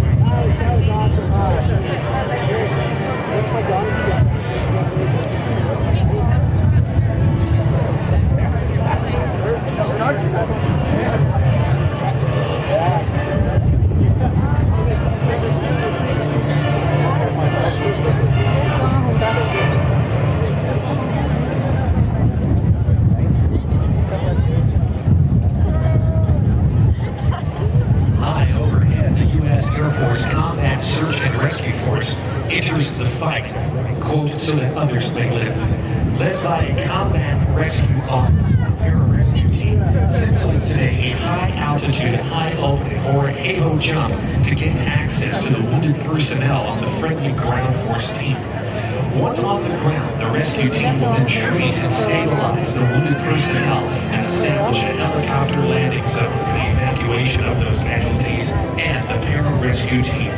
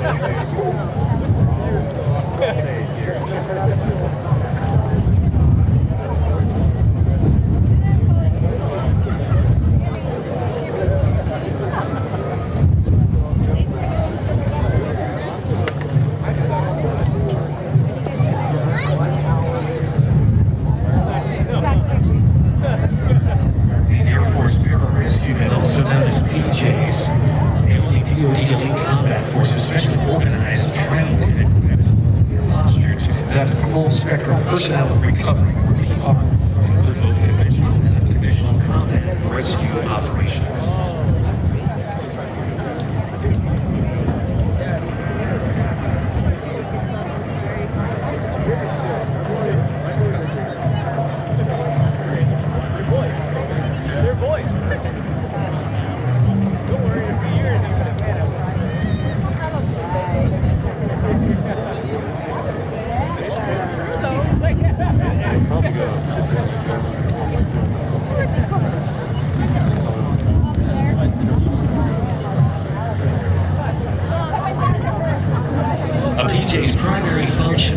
Is that of a personal recovery specialist with emergency medical capabilities in humanitarian combat environments. PJs deploy in any available manner to include air, sea, and land tactics into restricted environments to authenticate, extract, threat, stabilize, and evacuate injured personnel while acting in an enemy-evading recovery role. The majority of pararescue men fall under the traditional rescue squadrons and Air Combat Command. A small number of PJs are assigned to the Air Force Special Operations Command, or AFSOC, and are vital members to the Special Tactics Team leading the personal recovery operations for U.S. Special Operations Command forces.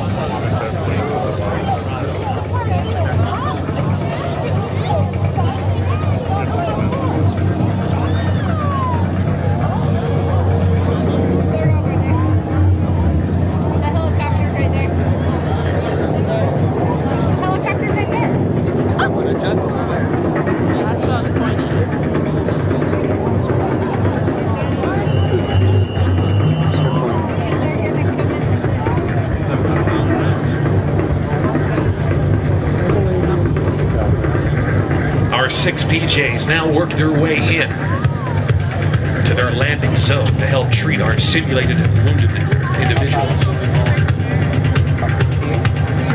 Yeah.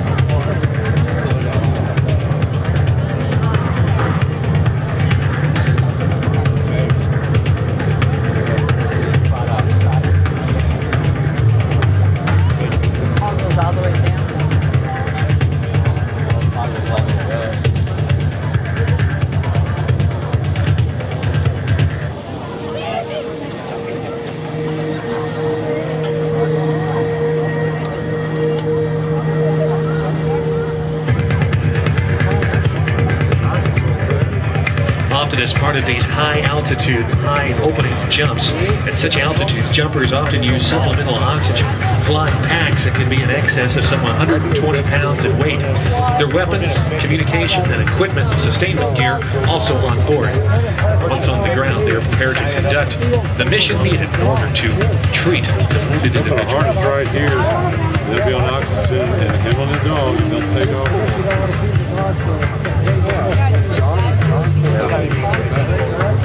Yeah, better make sure that the exit valve on that thing is never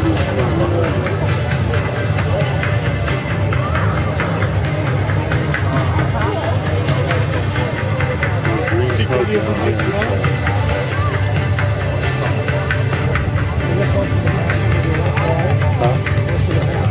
Yeah, well, they'll go around and be pursuing and doing everything out there. The A-10s will be done.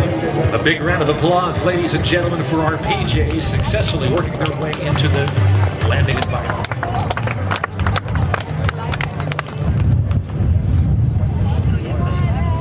Might be on the way. You're gonna get noisy?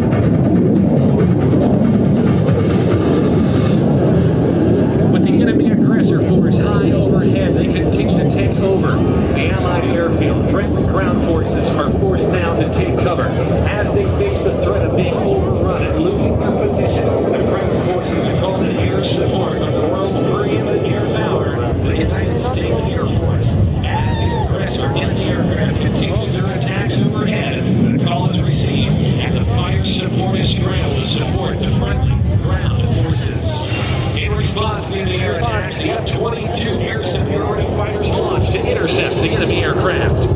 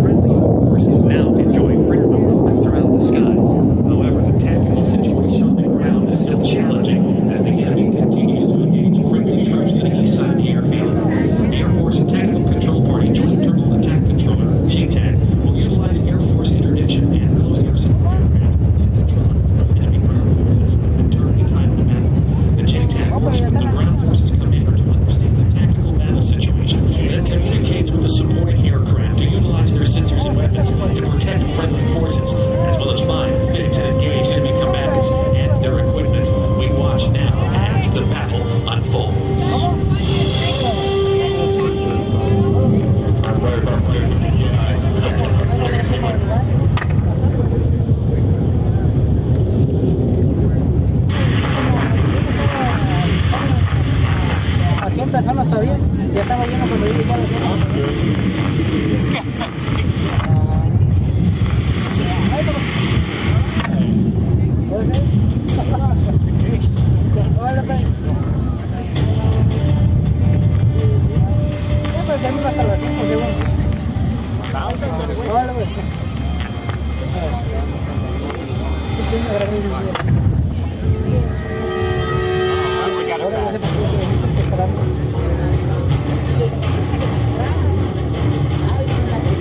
At this time, the two F-15E Strike Eagles and two A-10 Warthogs check in with the JTAC, ready to provide close air support to the friendly ground forces on the airfield. Enemy forces are advancing on friendly positions as the ground troops. The JTAC quickly relays the situation to the pilot takedown, and they immediately spring into action. The formations above are equipped with several communication radios, multiple targeting systems, defensive sensors, and nearly 30,000 pounds of combined ordnance. These highly trained aviators will provide armed overwatch and CAS to the friendly ground forces.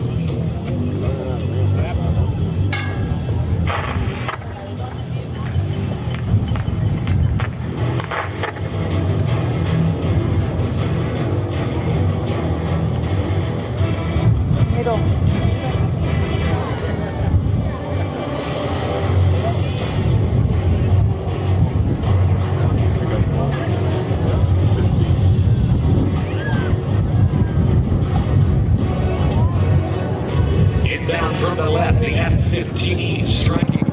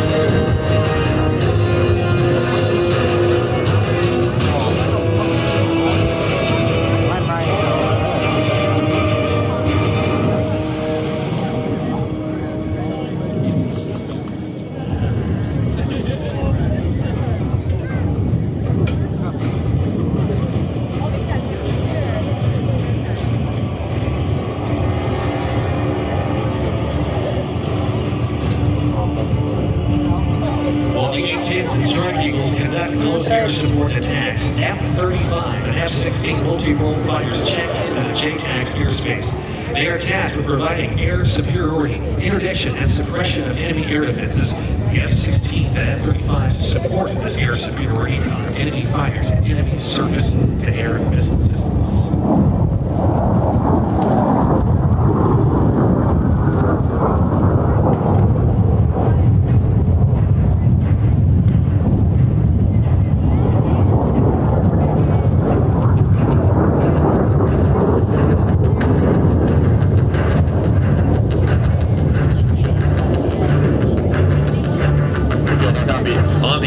last attack, the enemy ground forces attempted to engage the low-flying A-10 with a surface-to-air missile. The A-10 defended against the missile and departed the threat area unfazed. It is now up to the F-16s and F-35s to find, fix, and neutralize the enemy missile launcher before it can fire again. The aircraft utilizes advanced sensors and weapons. Now, as the multi-role fighters plan their attack.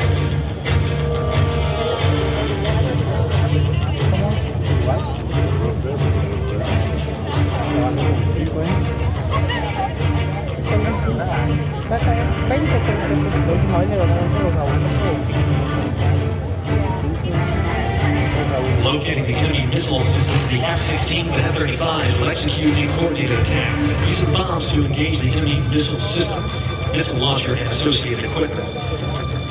The SA-7 missile system is a man-portable air defense system, or MANPAD, and it is designed to be carried and launched by a single person or a small team. When launched now, as Bolt and Fiber continue to push their way inbound to engage the enemy ground forces.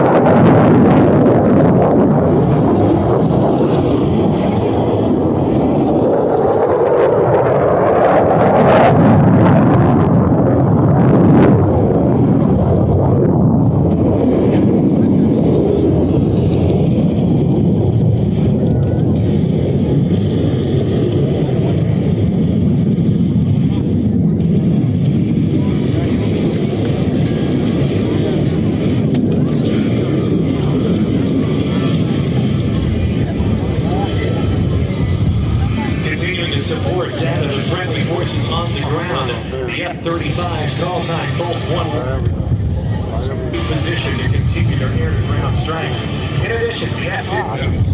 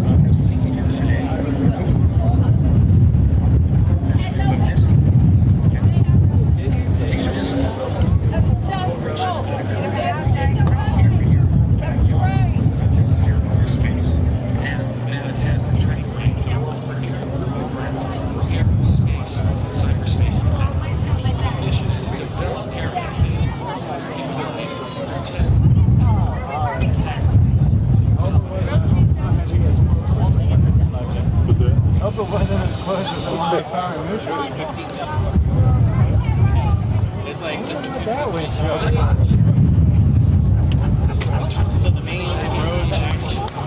Demonstration, and we hope you enjoyed this effort to showcase a few of the wide-ranging combat capabilities of U.S. Air Force and the combat air power of Nellis Air Forece Base.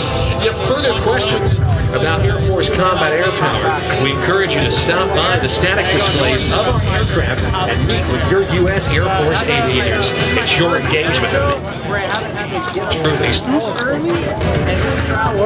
right now from the right, being led today by our simulated MiGs. They are the 64th aggressors flying the F-16 Fighting Falcon.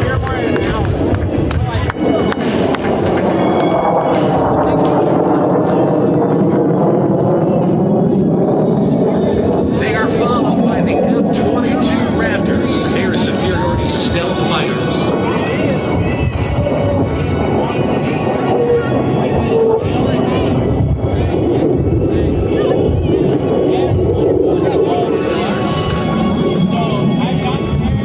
Furthermore, we would like to recognize the efforts of Captain Mike Basic Perch, 422 Test and Evaluation Squadron, A-10 Test Pilot, and Division Commander for spearheading this year's Combined Arms demonstration. Getting there at 7, the show was until 10. Long day.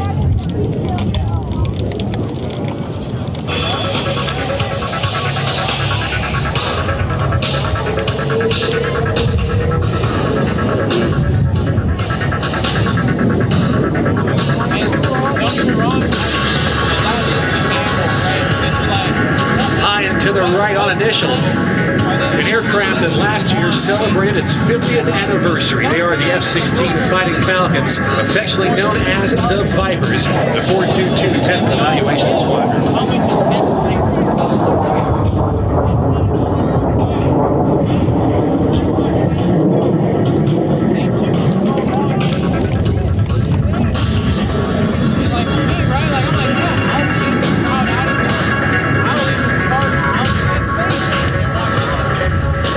Next from the right, the F-35A Lightning II.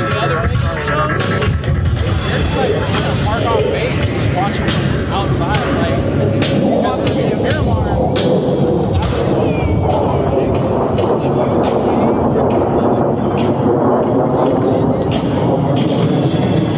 In conjunction with the United States Air Force Weapons School, based here in Dallas, recently celebrating its 75th anniversary, they have been on the cutting edge of technological advancements, tracing its roots to the Aircraft Gunnery School established back in 1949. It continues to support the efforts of Red Flag and Green Flag held here at Nellis Air Force Base, and one of the latest exercise series to be conducted at the Bamboo Eagle, testing forces in a combat representative environment. The two Strike Eagles, Strike 01 and Strike 02, in the initial for their overhead pitch to land. And finally to the right, the A-10 Thunderbird 2s.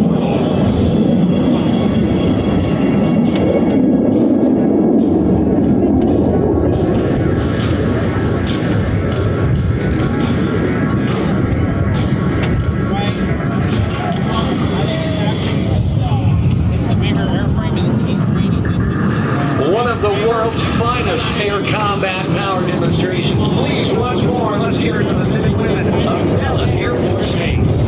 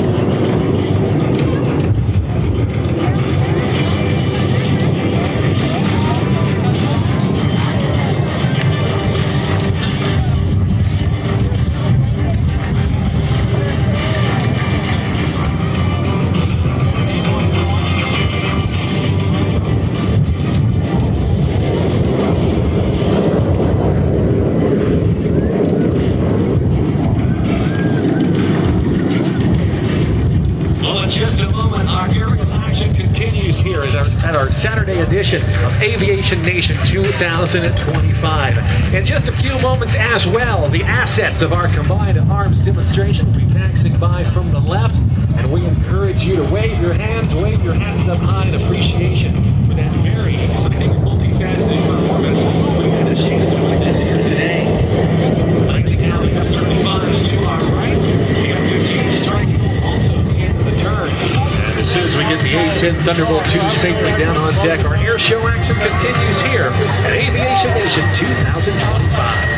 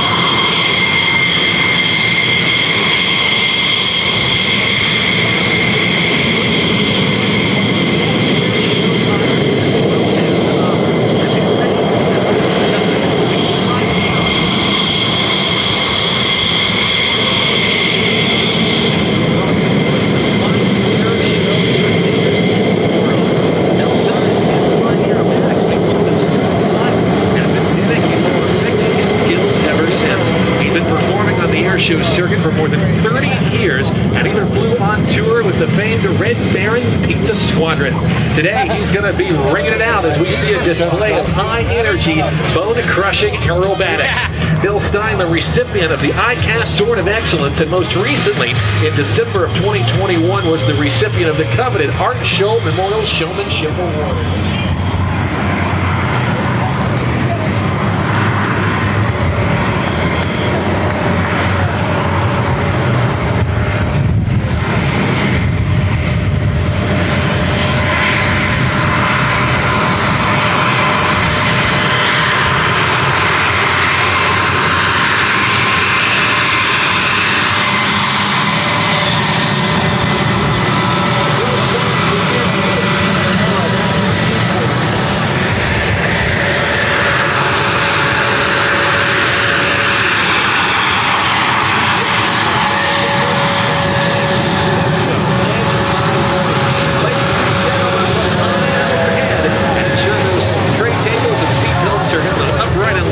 Here's Bill Stein.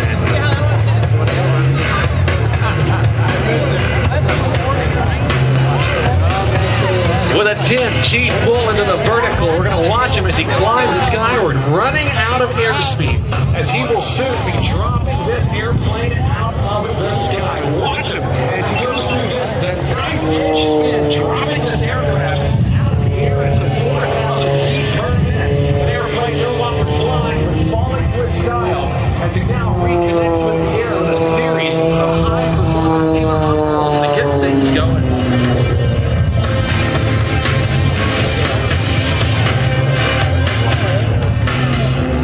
Bill Stein, as I mentioned, one of the best aerobatic pilots any place, and by far one of the most friendly. He has incredible credentials as an aerobatic coach, a formation pilot, and as a solo aerobatic performer as he completes this, the Nicolator. We're going to watch him now. We talk a lot about G-forces and the amount of G's that these aerobatic pilots pull. During Bill Stein's routine, he will experience about 12 times the force of gravity positive as he now goes up and over the top. Watch for the tumbles. There's one, there's two, holding it to the inverted for a maneuver he likes to call the Chandelanche, named in remembrance of Shandy Clanton, the great aerobatic pilot. We talk about those G-forces 12 times.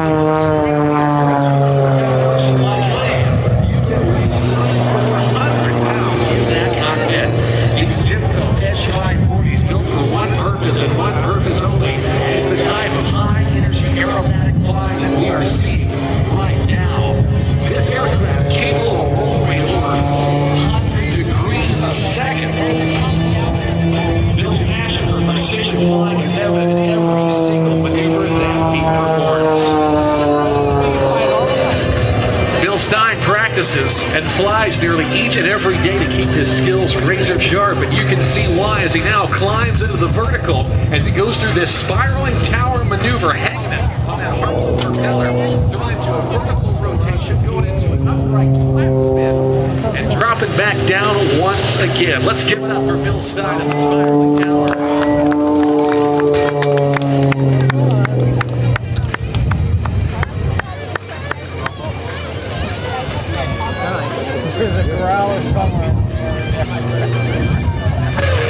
During Bill's performance, he will actually be using the gyroscoping force of the engine and the propeller to at times fly this aircraft seemingly out of control. And there are moments that he's all for the ride. He knows exactly when to put in the right input to get back into control of flight once again, pushing himself and his aircraft to the absolute limits as he now trades that altitude for airspeed as he dives in at some 220 miles an hour for his next maneuver he calls the corkscrew.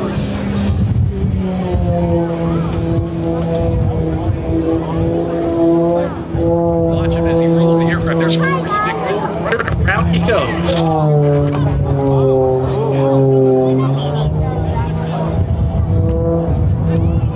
And completing that maneuver with a snap on a couple of intervals down the air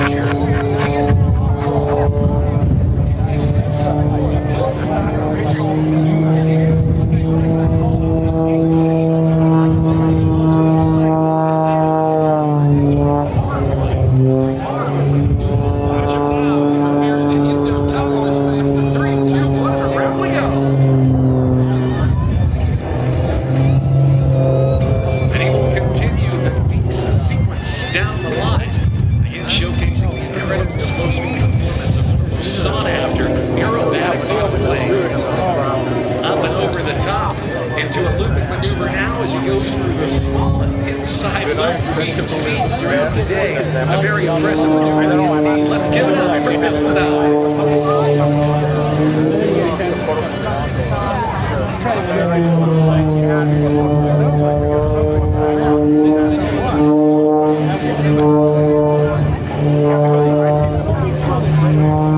Hashtag note for me.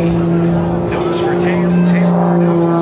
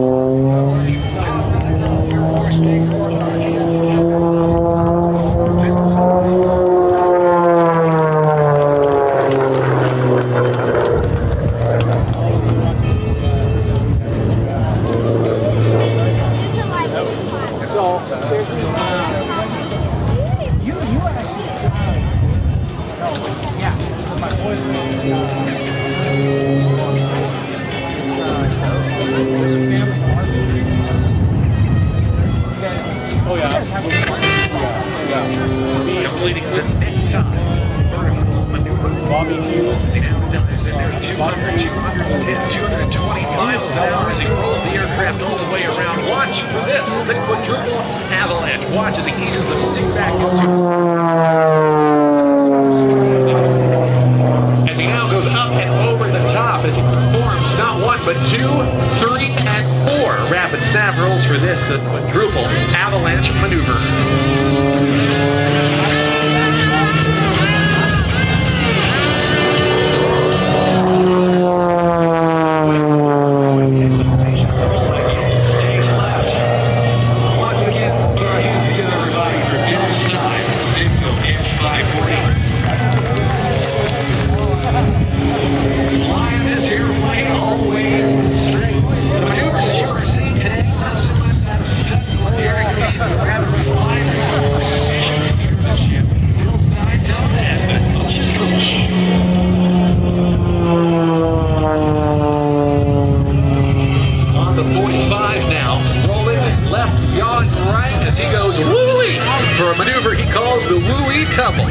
Bill says stolen from the master himself, a man who's had a whole lot of wooies over the years, aptly named.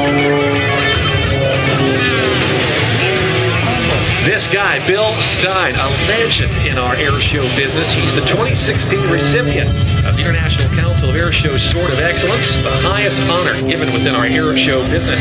In 2015, he was inducted into the ICAS Air Show Hall of Fame for his contributions as a pilot with the world-famous Red Baron Pink Squadron. And in 2021, at our ICAS convention here in Las Vegas, was the newest recipient of the Art Showmanship Award. Coming down the line now, an inverted flight, holding on by just his seat belts and shoulder harnesses firmly into the seat as he now works his way up and over for one of his closing maneuvers as part of today's sequence.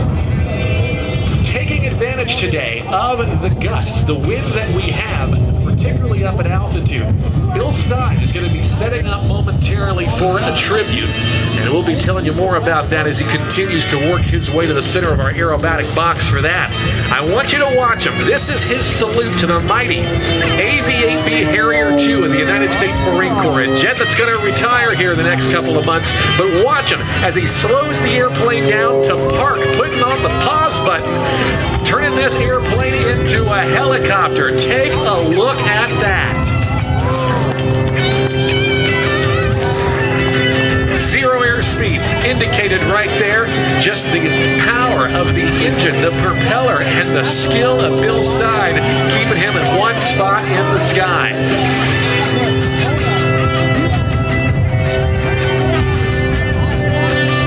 And right about it here, he hits the unpause button. Ladies and gentlemen, let's give it up for Bill Stein and the Harrier Pass.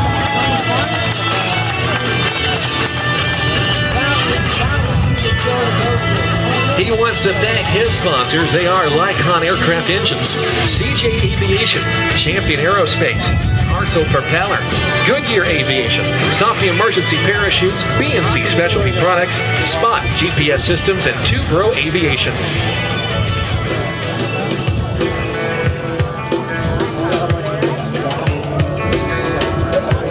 Coming by for his final maneuver. He likes to call this slideways flight. You look at that big oversized rudder.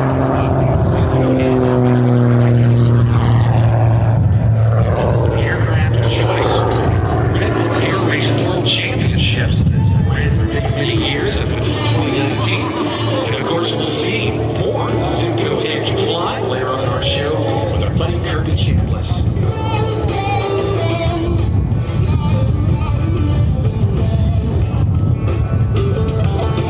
He has been cleared to land. How about one final round of applause then, ladies and gentlemen, for Mr. Bill Stein, the Simcoe Edge 540.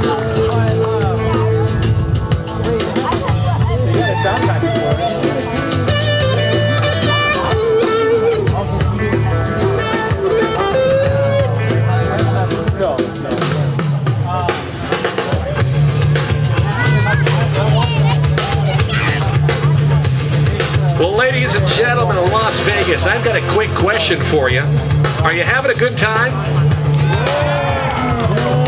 Decent, not great. It is indeed an outdoor event. You can indeed use your outdoor voices. Let's try that one more time. Are you, Las Vegas, having a good time? Yeah, that's what we like to hear, us too.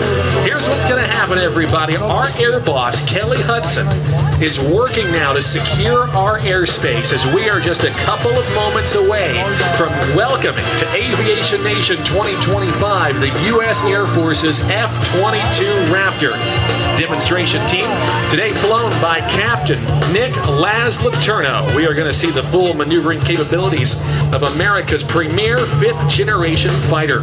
Laz, an experienced fighter pilot, now in his first year as the commander and pilot of the F-22 demo team, he's accumulated over 750 flying hours in aircraft such as the T-6 Texan II, the T-38 Talon, and the F-22 Raptor since he began his Air Force career in 2018. Utilizing the abilities and the capabilities, rather, of Super Cruise, thrust vectoring, and stealth, the F-22 is considered to be an aircraft unmatched by just about any other fighter in the world today. It was first introduced back in 2005 with only a limited number of them produced, making it a rare and powerful asset to our United States Air Force.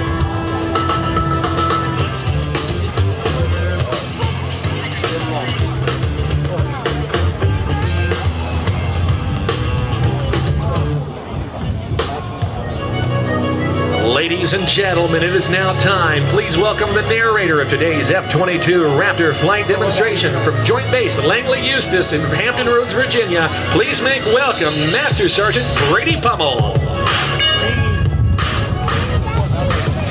Three things to say. God bless our troops. God bless America. And gentlemen, start your engine!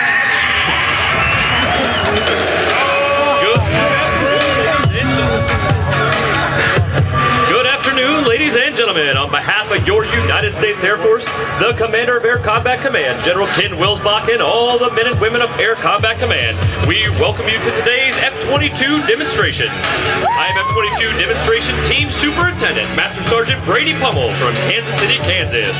As a proud member of Air Combat Command's 1st Fighter Wing, located at Langley Air Force Base in Hampton, Virginia, it is my distinct pleasure to describe for you today a capability demonstration by the most technologically advanced 5th-generation stealth fighter aircraft in the world. The F-22 Raptor's mission is air dominance. It supports our joint forces and allies to freely operate in today's joint fight, anytime, anywhere. And now, introducing your 2025 F-22 demonstration team. From Atlantic City, New Jersey, Dedicated Crew Chief Staff Sergeant John Carnoff. From Hampton, Virginia, Assistant Dedicated Crew Chief Senior Airman Andrew Leitner. From Portsmouth, Texas, Avionics Technician Senior Airman Logan Huangapaivong.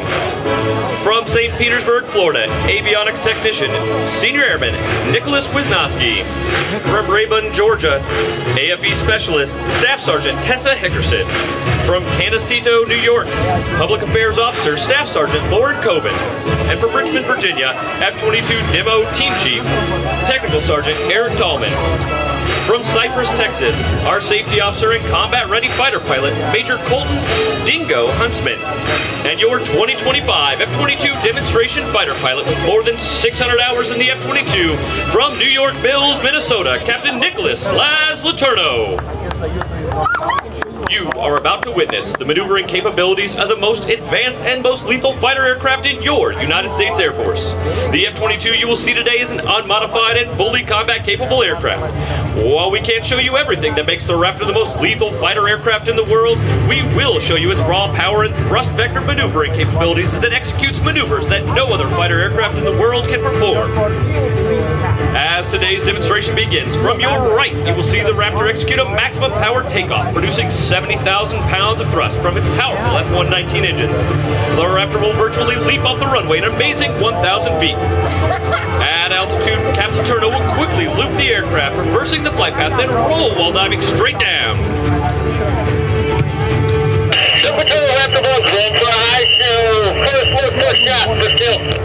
So now it's time to stand up, move forward and get ready. The show is about to begin. Ladies and gentlemen, I present to you the most feared aircraft in the world today, your United States Air Force's F-22 Raptor!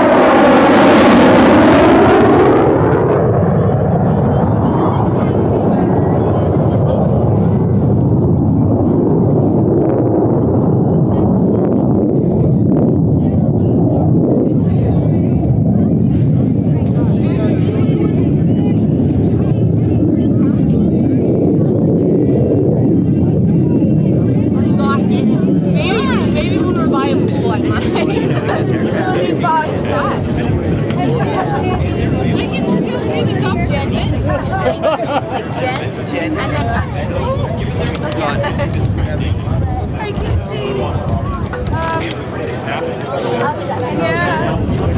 I can see it when it's up right here. But I can't see it right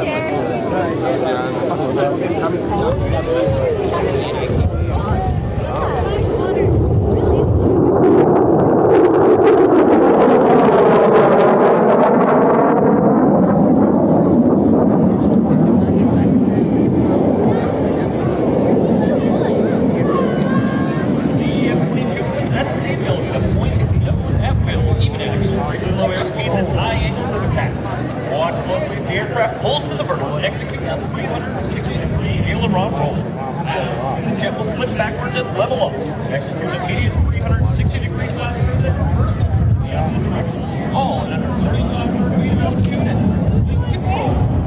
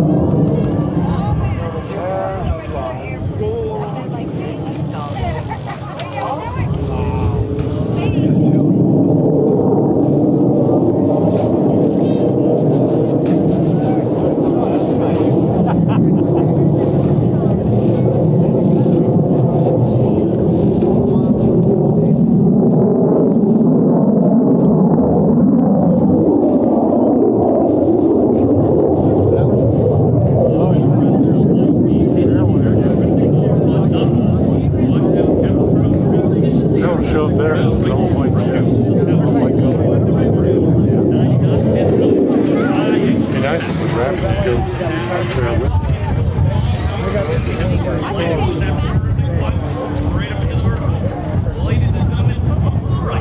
The Raptor power low speed pass.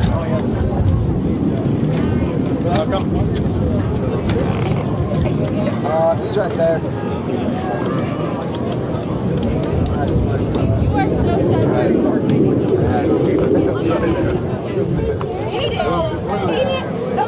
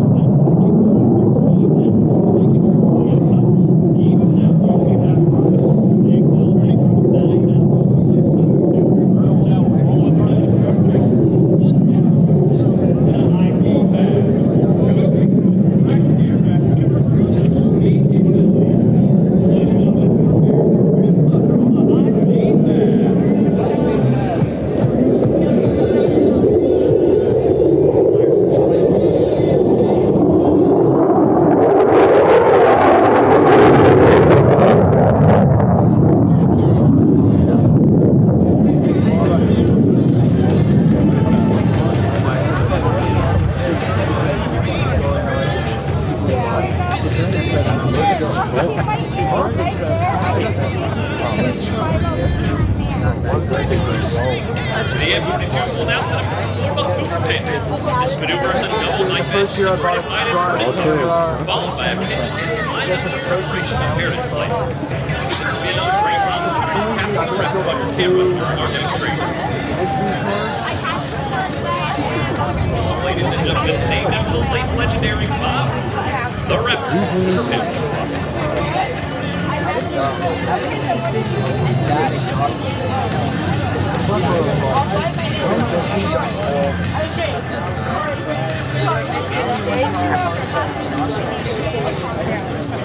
That's not bad.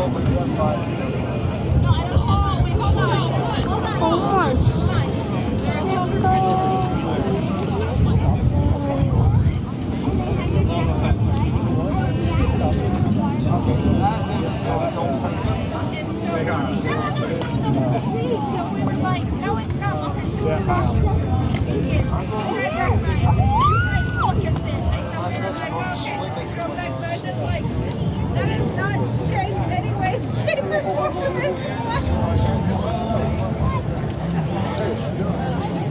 It was funny. It was funny.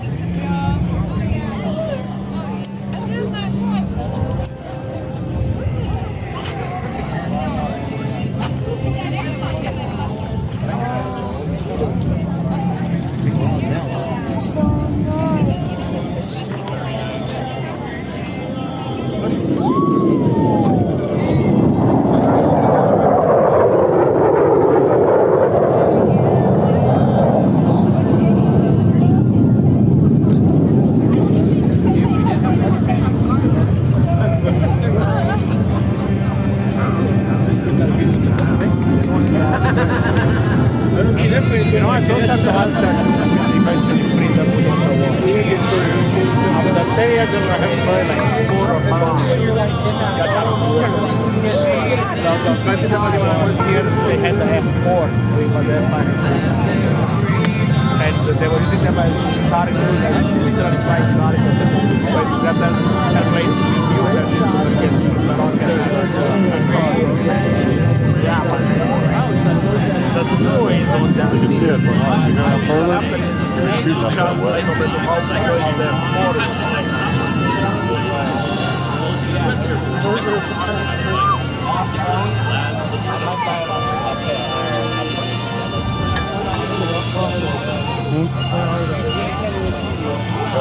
Right, you're like, where is your car?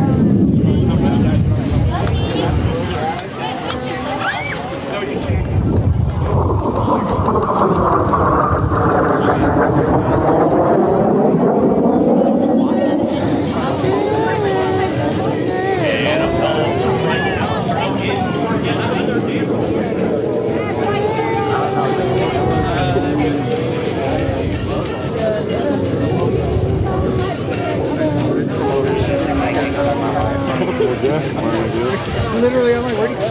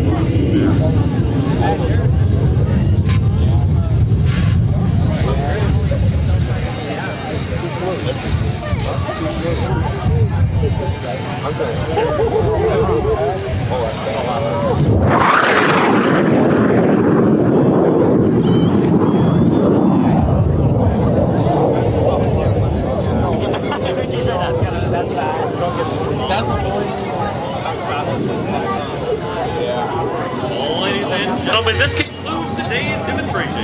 We hope you enjoyed this brief display of only a fraction of the F-22's full combat capability. On behalf of the United States Air Force, the Commander of Air Combat Command, General Ken Wilsbach, and all the men and women of Air Combat Command, thank you for your attendance, thank you for your patriotism, and thank you for your support. Raptors out.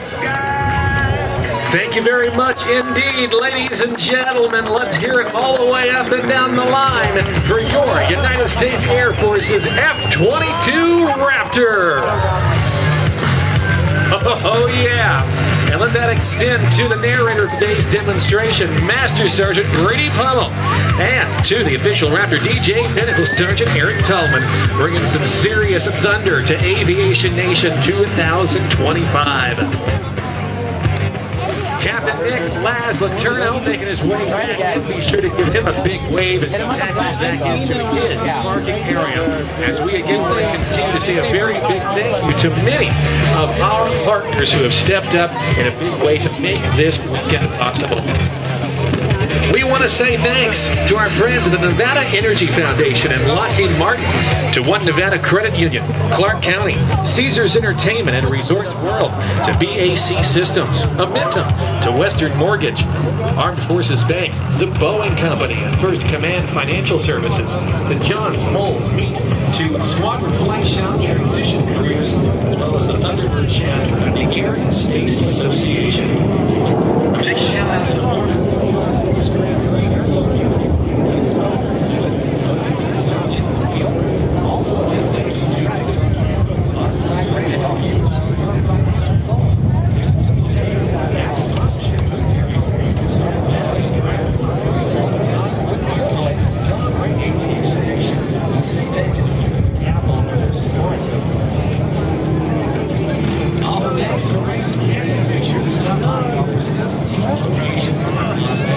To support the Nellis back to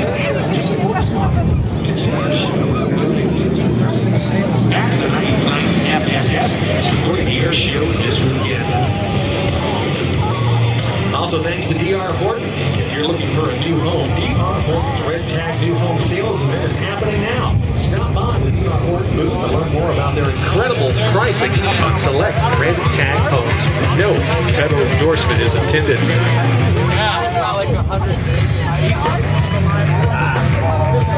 Well, as we get the F-5E Tiger II off the ground, flown by retired Brigadier General Tommy Williams, call sign limiter, our aerial action continues.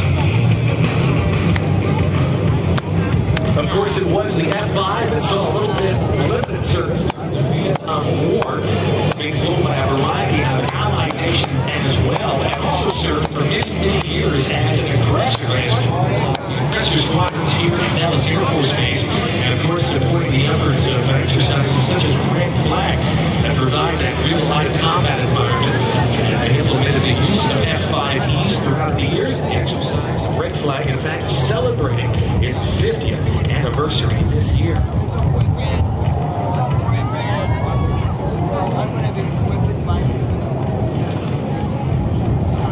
As we get the F-22 Raptor and the F-5 Tiger clear of the runway, taking off down to the right. I'll pull the music back so we can listen. Vicky Benzing, 51 Mustang.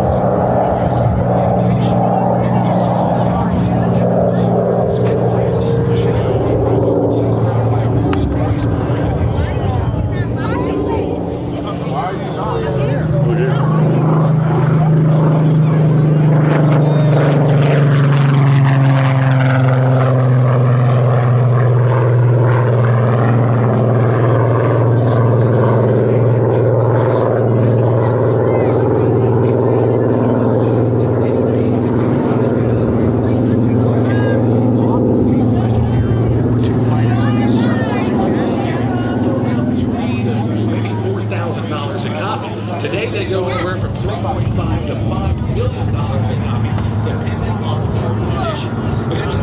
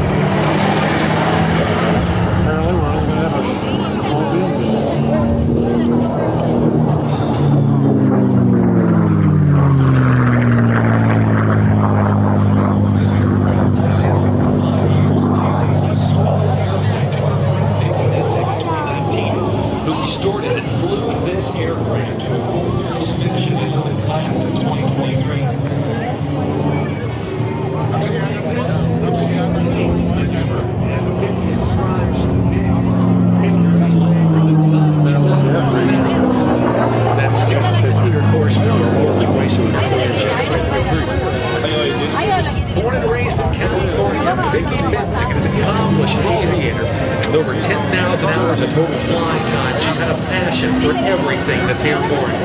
She still remembers her first flight at a very young age, going on to fly in a Prince antique Taylor airplane from the hometown of Watsonville, the California coast.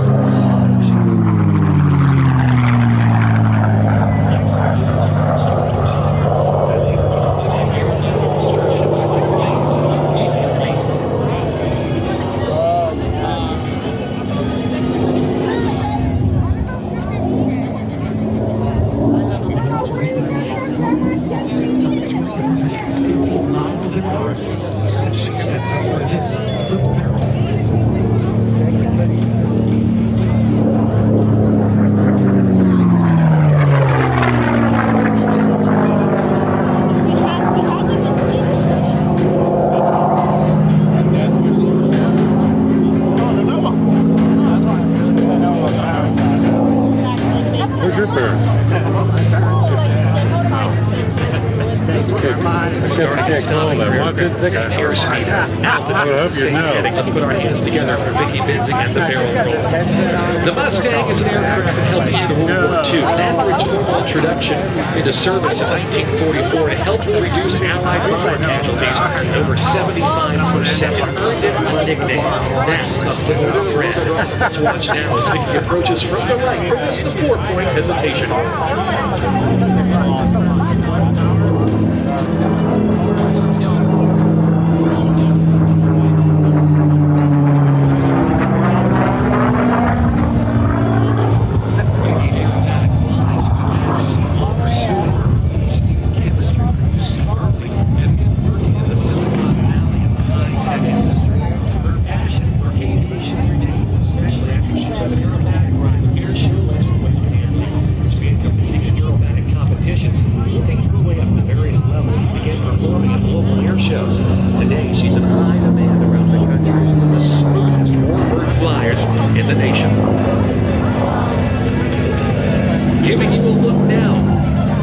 This aircraft would have looked like at the National Championship air races in the left turn, high speed, and less than about 100 feet above the deck.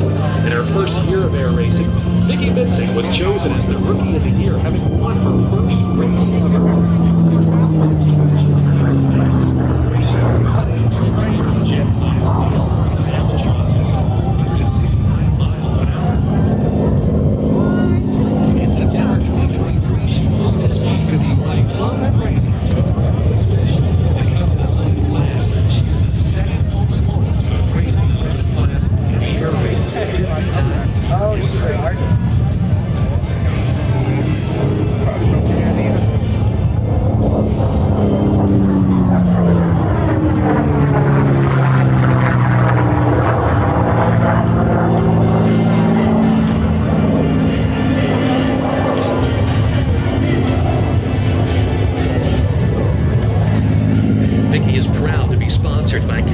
Aeronautical University, where they are training the next generation of aviators. CAF students are on the fast track to rewarding aviation careers designed for efficiency. Their bachelor's degree program allows students to start flying in their first term and complete the program in just 3 years. We invite you to visit California Aeronautical University here on site and also at their website at calaero.edu to learn more.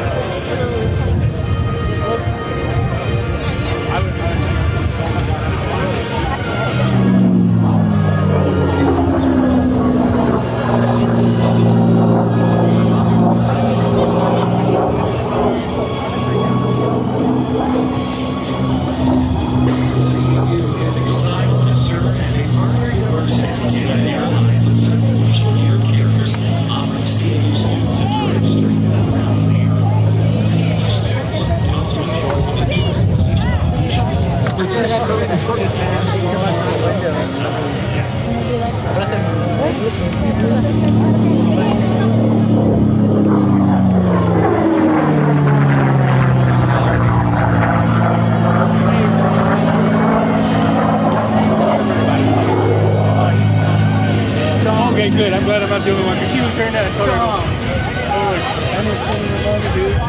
Ladies and gentlemen of Aviation Nation 2025, a big round of applause for Vicky Benzing. This aircraft representing everything that is great about America, the ingenuity, the dedication, the determination to win. American had there in the 1940s. Designed and built in just 117 days, built by the North American Aircraft Company. Inbound this time for Vicky's salute to the men and women of our armed forces and all of our veterans in attendance today. It's the 8-point hesitation roll.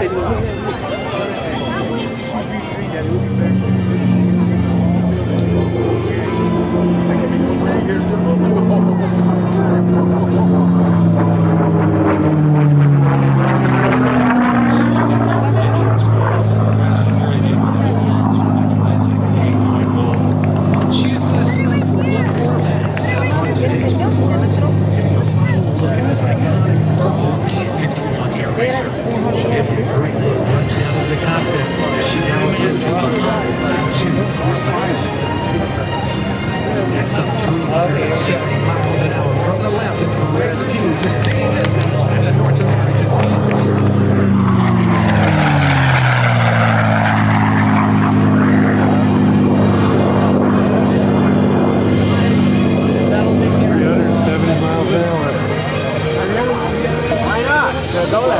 She wants to thank Apex Aerospace Corporation, Concord Batteries, Tempest, Glide Aviation, Oregon Aero, Lift Aviation, Best Tugs, Method Optics, and of course, California Aeronautical University.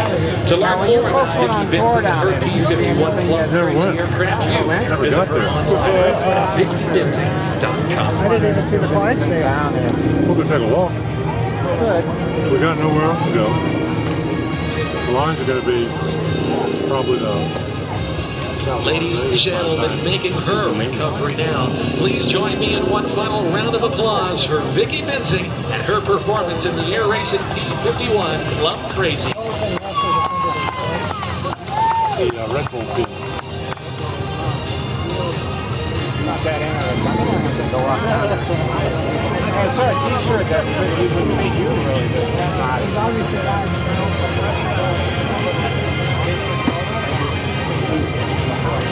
What was it? It says, I love the smell of jet fuel. You know he's got his jet everything. When I used to live near LAX, I'd smell it all the time. You still a show? I'm not saying it's at the time.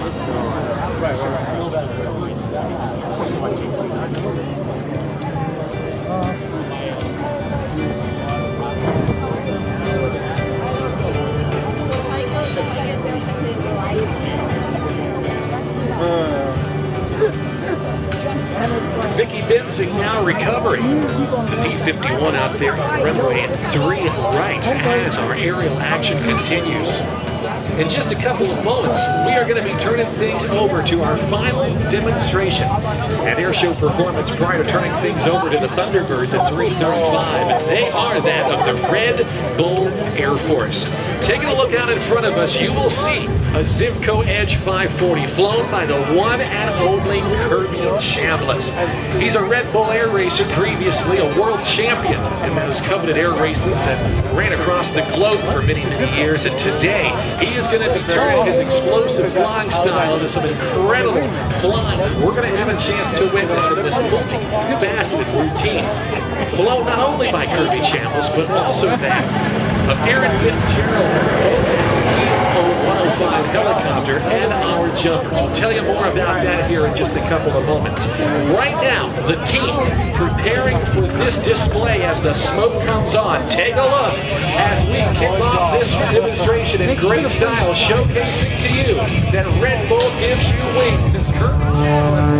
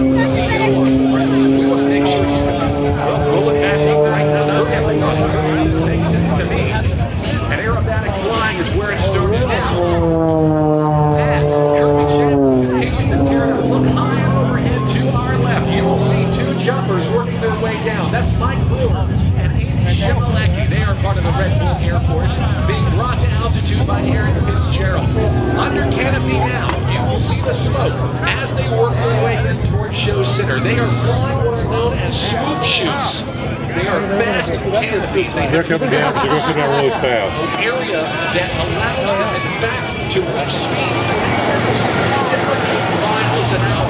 They're going to continue to work their way down from altitude. These two individuals performing some of the most extreme forms of skydiving there is. You will see them on the internet and on TV doing some incredible things with their friends at Red Bull, but they're working their way into the target area right now, high and overhead.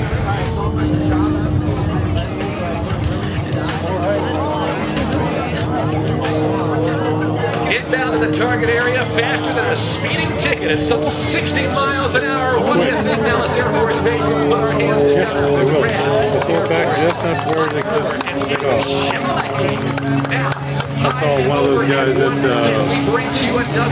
Terrace that we misjudged it, and he ended up getting tricked up, and he wound up in his pool.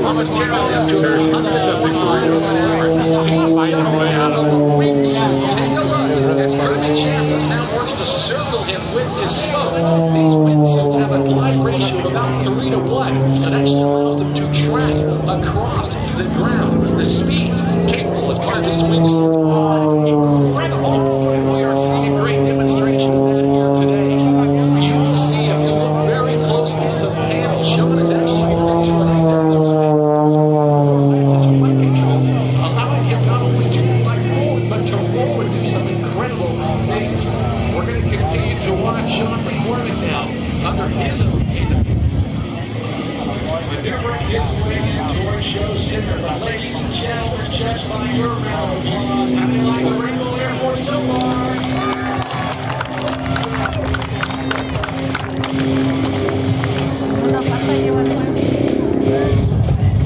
Sean McCormick has 25,000 skydives to his credit.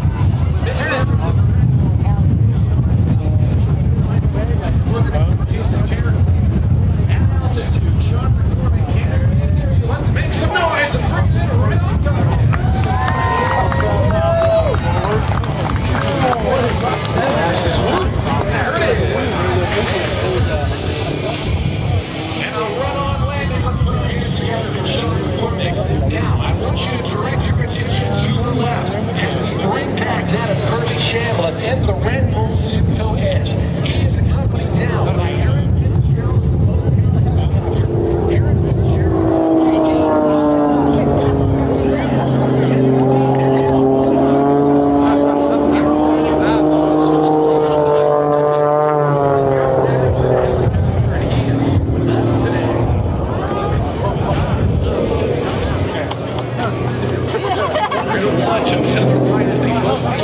the airplane. I've never put it on a tripod except for shooting celestial stuff.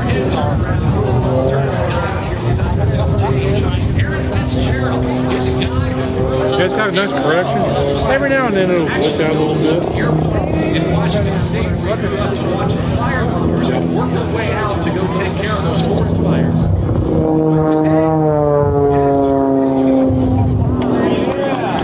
Aaron Fitzgerald stayed very busy just about every helicopter in the water. And of course, a lot of his friends at Raptor.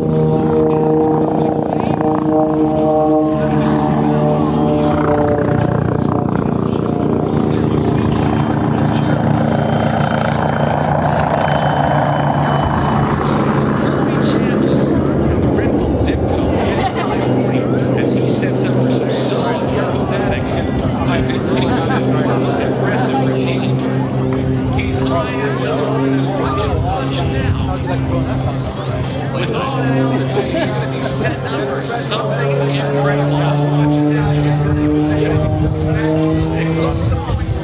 That's the part of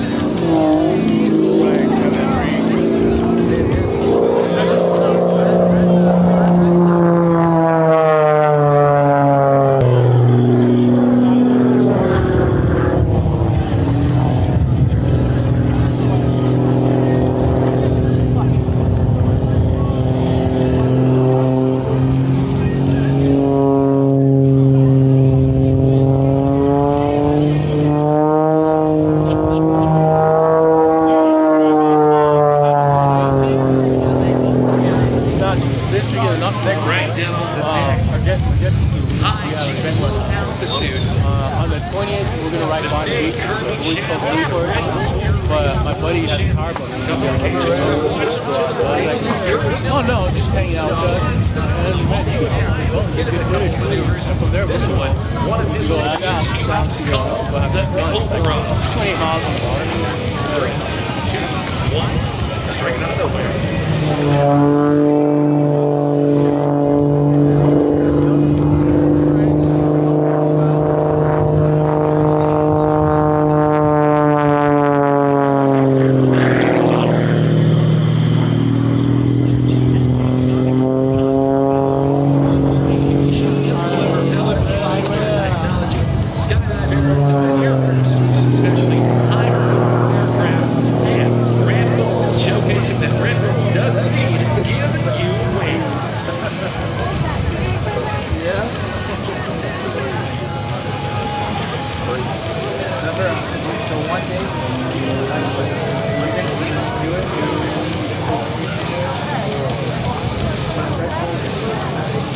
That completes his performance here today, ladies and gentlemen. Let's put our hands together for the red and gold Air Force. We'll take the one past the Budweiser.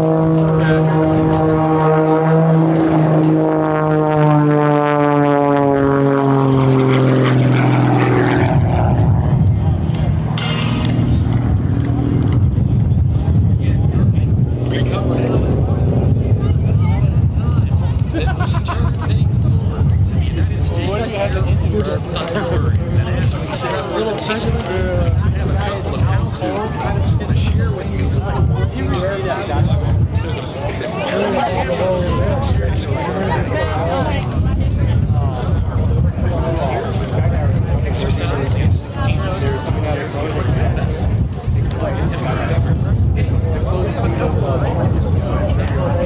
It's different.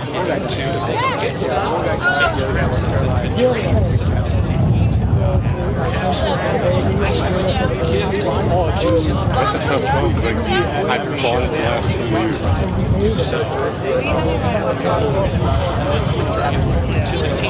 I'd probably pass it out for you just because it's in your 5. We got some really nice to get pretty much to the drawers. I think my wife's he wouldn't be going to do for sure. Because she was last year, and she just got down. Yeah, she's down. Check it out.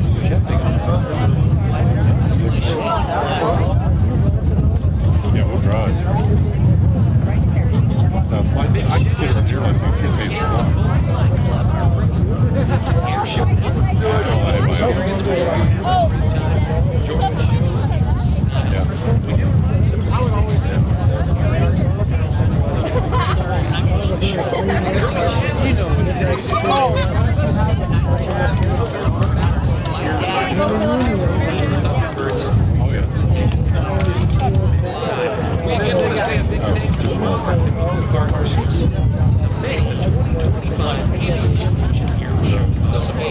We want to say thanks again to the Nevada Energy Foundation and to Nevada Credit.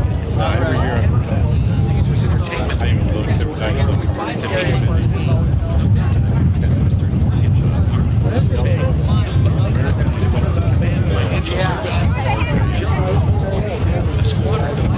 I got a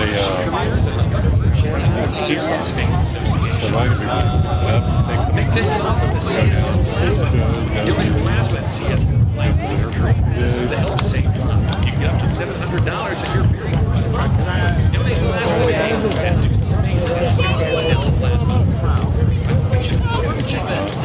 thanks to Raising Cane's. There's 17 locations around Las Vegas and support the Nellis Thanks to Aerotech, Desert Light Magazine, and to the Army Air Force Exchange Service. They're taking the show today. Join your exclusive Aviation Nation this incredible event. AFES, proudly serving the military community. those hurts, yeah. You take a shot like that.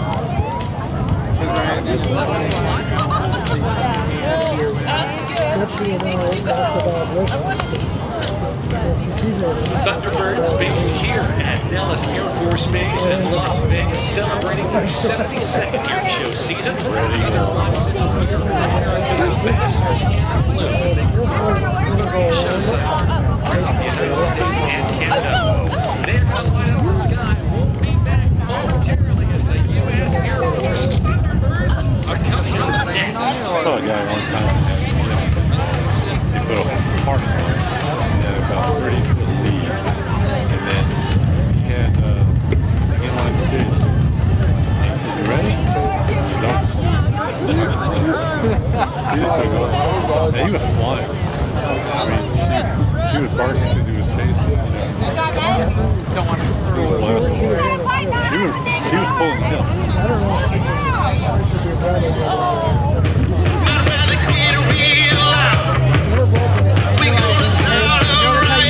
Kids are older now. That's for taking that big of a bite. In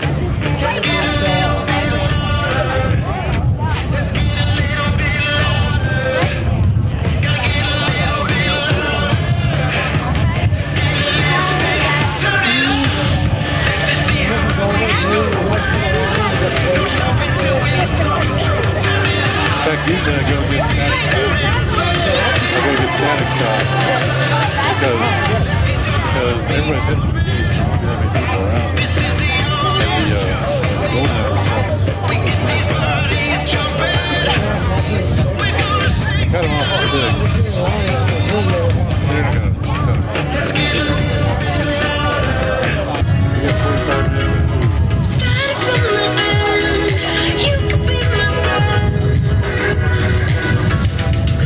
Now that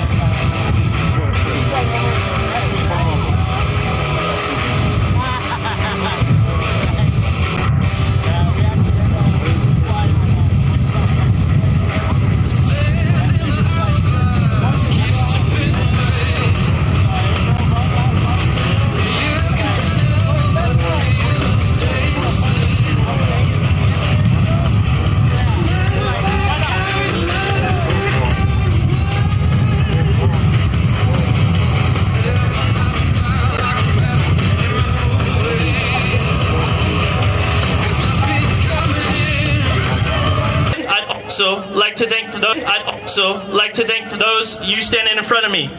Thank you for volunteering to join us in the greatest Air Force and Navy in the world. Please take a moment, look around at the people next to you. These are now your brothers and sisters in arms. These are the people you're going to rely on, and they in turn will lean on you for support. Always remember, incredible team. So with that, please come to attention and raise your right hand.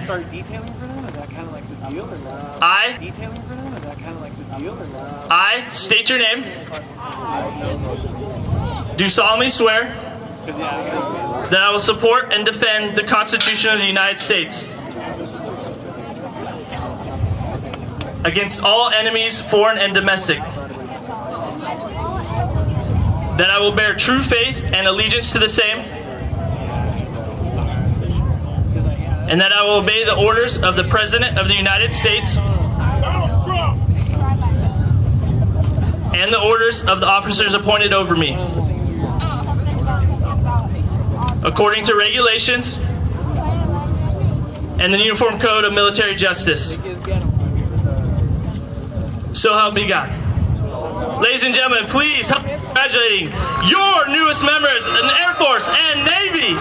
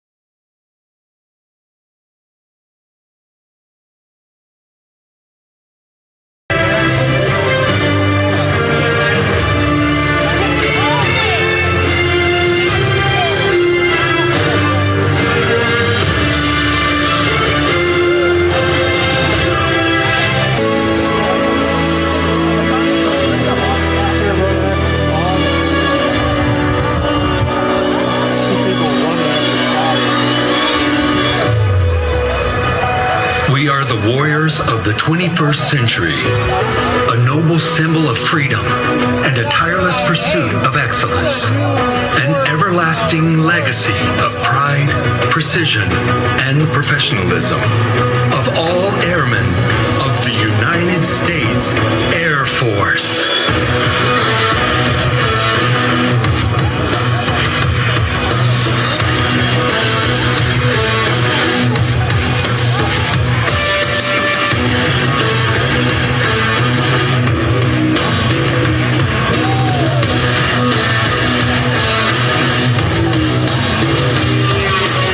Since 1953, we have demonstrated the most advanced and respected air power in the world, the pinnacle of teamwork and dedication of the world's most elite force in air, space, and cyberspace. We are first, last, and always a fighter squadron. Our maintenance professionals can transform our jets to be combat ready in 72 hours to provide the protection under which our democracy operates. Today, you will witness the unparalleled teamwork, aerial precision, and raw power employed in combat.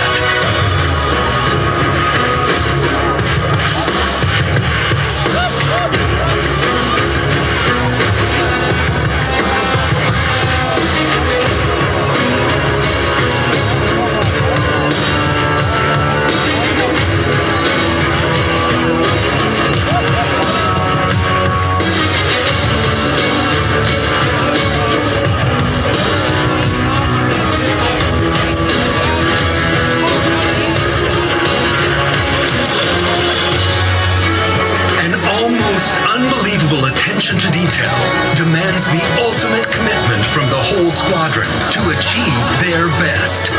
At 500 miles per hour and formations 18 inches apart, and at times only 150 feet off the ground, the sound of freedom is not just heard, but felt. Our lineage of military jets and frontline fighters have always proudly displayed our colors. Red for courage, white for truth, blue for justice. Distinguished names that echo down the halls of aviation history. Thunderjet,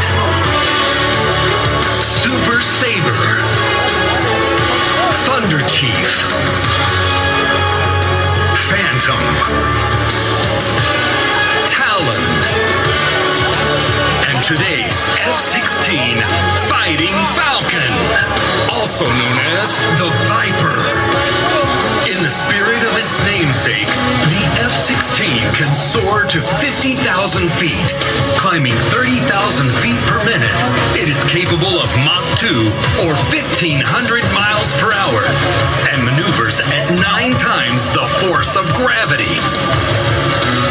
From our fabled past to today's ambassadors in blue, we seek to be the best of the best in our critical mission. Recruit, retain, and inspire the long blue line of yesterday, today, and tomorrow.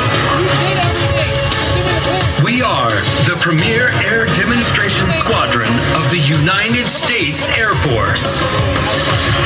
We are 130 of the finest airmen together to exhibit the capability and uncontested air dominance of the United States Air Force. Anywhere, anytime. We are the Thunderbirds. Release 5-6 of them. Release 5-6 of them.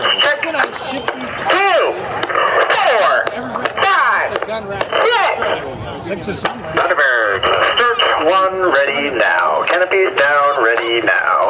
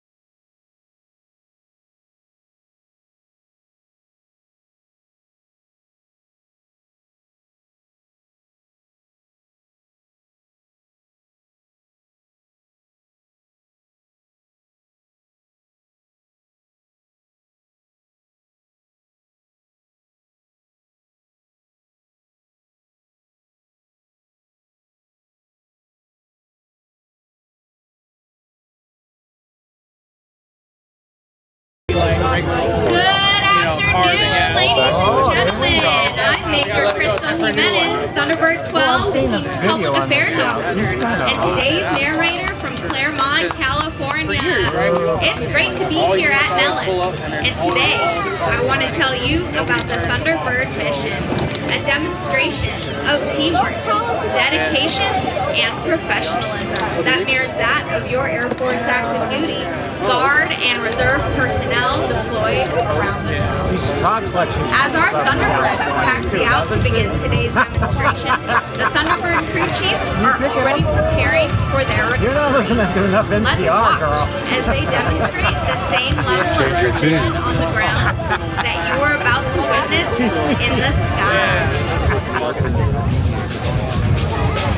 I have to meet her when we come to DC in September.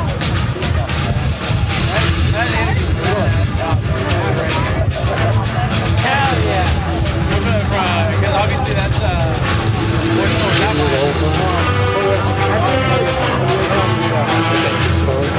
Yeah, we'll go say hi to her too. I'm not gonna say that.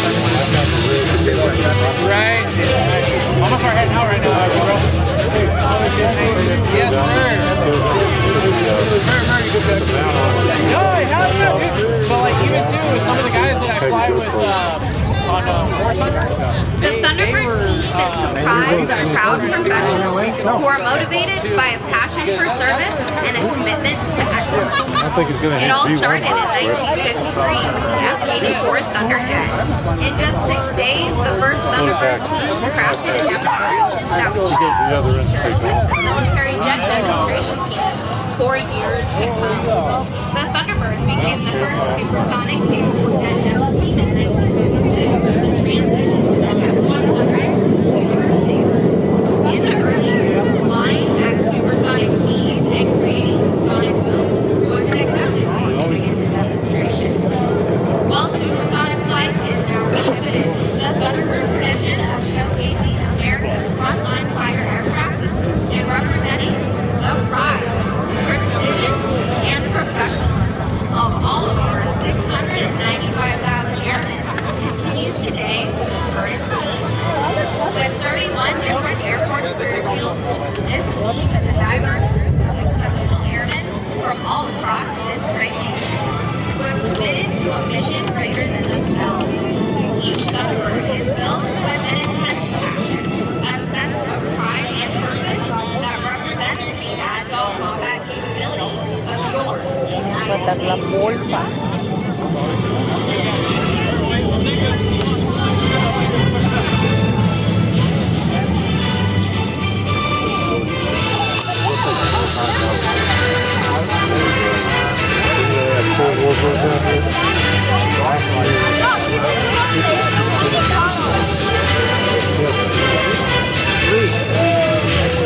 What's Colorado? Is that Colorado? What are they? California or Oregon, I think you get money out. Yeah, well, somebody was collecting them in like Nevada and going over and they arrested them. Real on control. Yeah, in a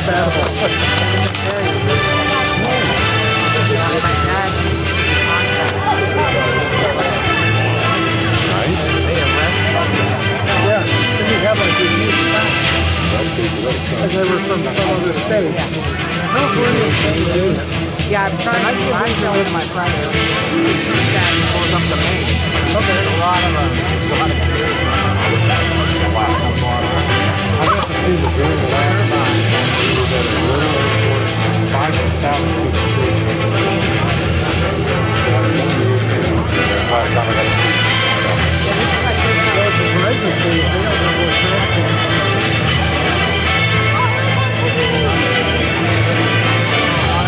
Thunderbirds have been showing Americans what our Air Force can do for over the past 72 years.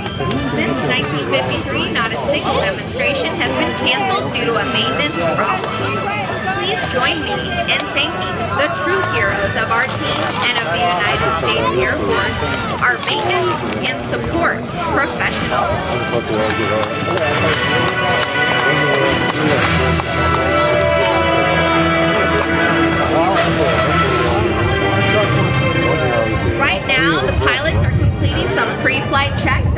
the runway, and once they're ready, they'll take to the skies. Soon you will hear Thunderbird 1 command the pilots to run up their engines as they accelerate down the runway from your right to your left. Following the diamond takeoff, our solo pilots will perform the mayhem takeoff. Thunderbird 6 will take off in maximum afterburner from your right to your left and execute an immediate 360-degree aileron roll at low altitude. Yeah, I wish that. Thunderbird 5 will then take off from your left to your right, immediately pull 60 degrees into the vertical and perform a split S, reversing his direction while still over the runway. Hang tight while we get ready to bring you the thunder.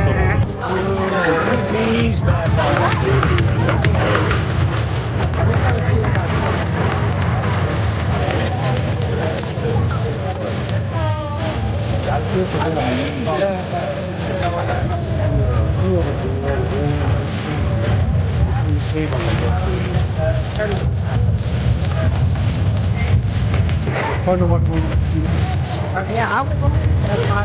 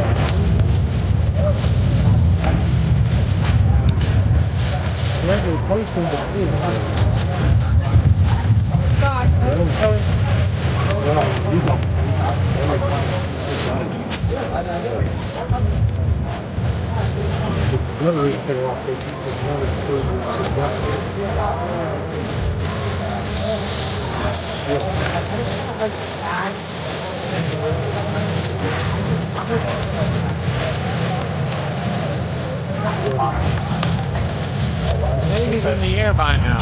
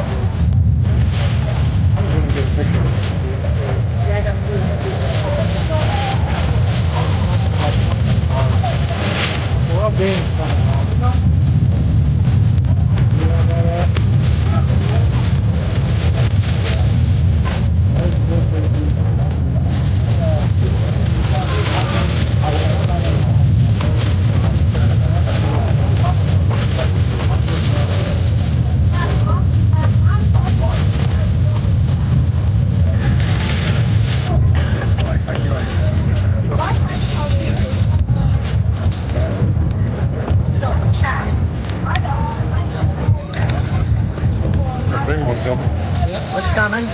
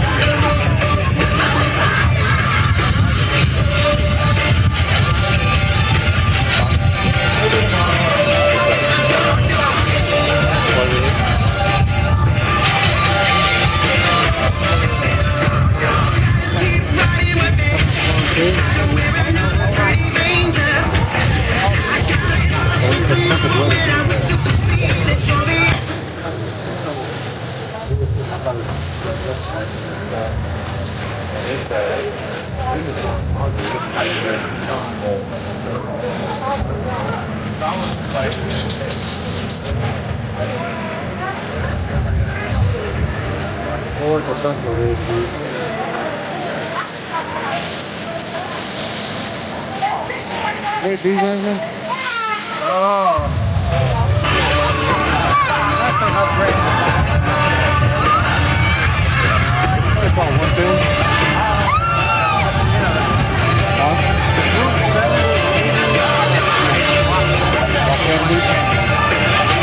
I talked to him.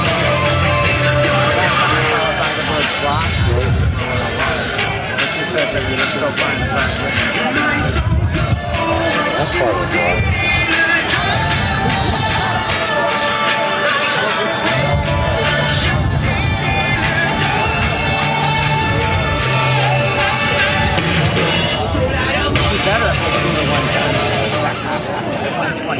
Number 1 is ready for takeoff, runway 3 left.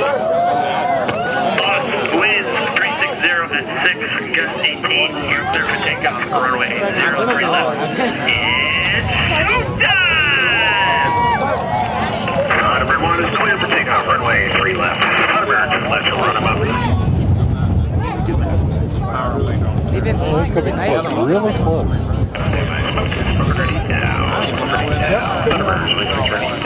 Burners now.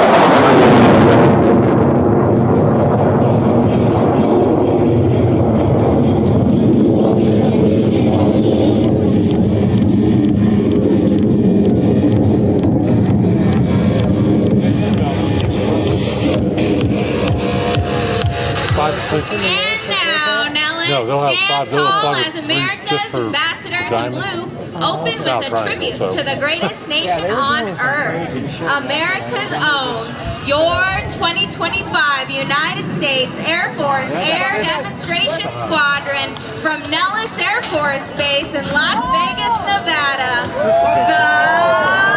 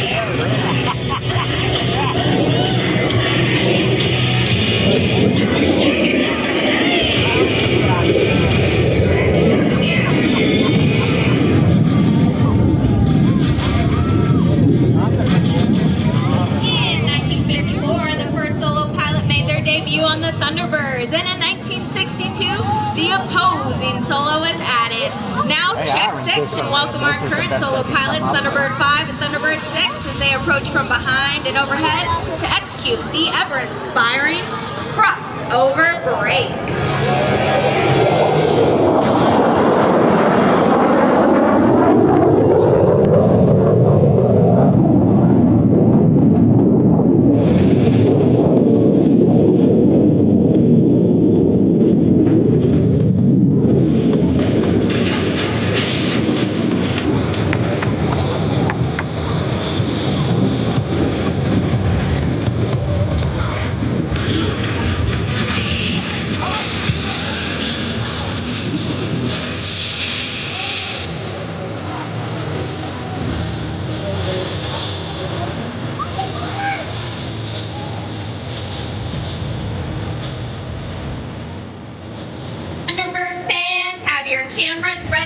Picture of formation flying at its finest. As the diamond is approaching from the right at a mere 18 inches apart from wingtip to canopy for your 2025 Diamond Pass review. There's no diamond.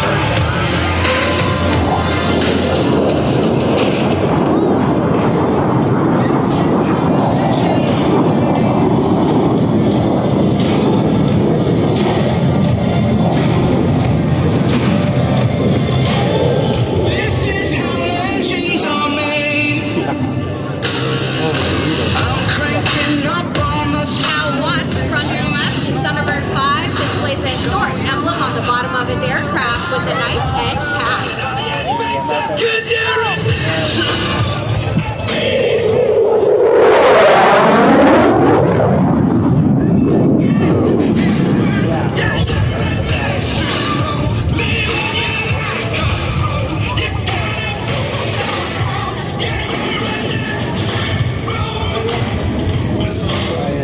The original Thunderbird Diamond was led by Major Dick Catlin with twin captains Buck and Bill Patillo as wingman and Captain Naga as the slots. Now look ahead and on your left as the current Thunderbird Diamond maintains precise formation position in the diamond.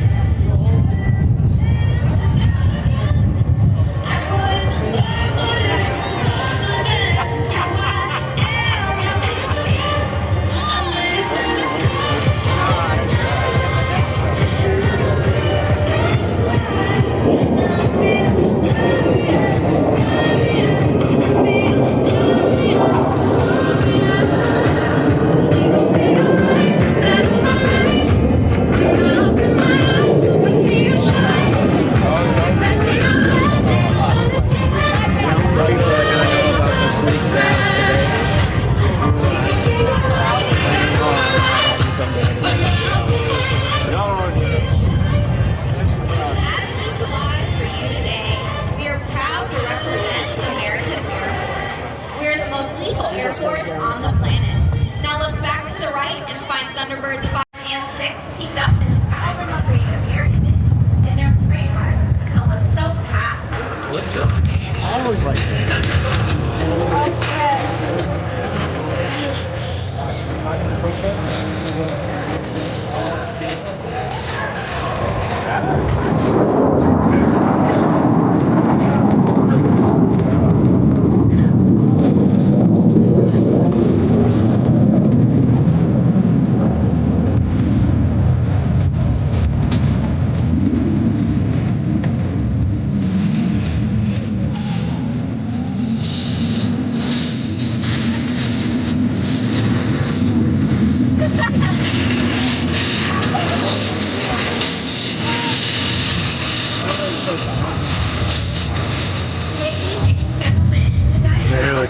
from over your left shoulder in the tight echelon formation. Watch as one becomes three with the echelon pass in their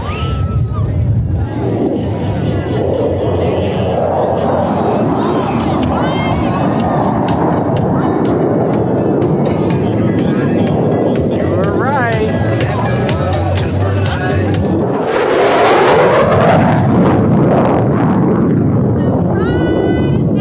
That was Thunderbird 6 sneaking up on you with the sound of freedom.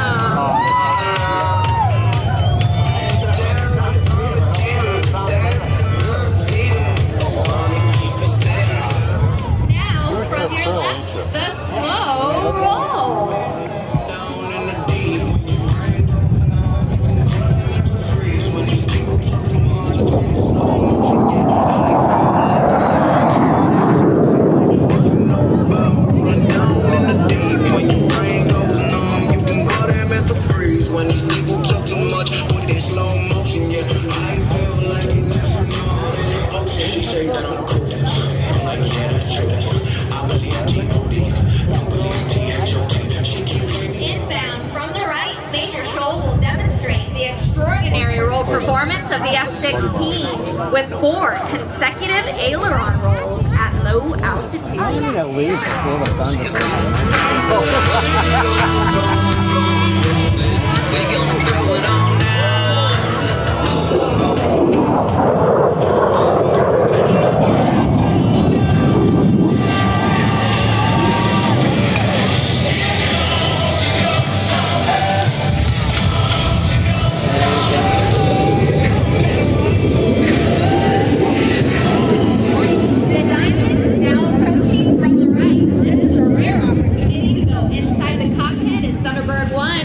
the 3 Diamond pilots to perform simultaneous aileron rolls in close formation. 3 Diamond pilots.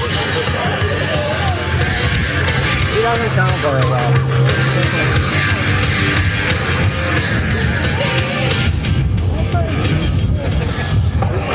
Off, ready, now, airborne.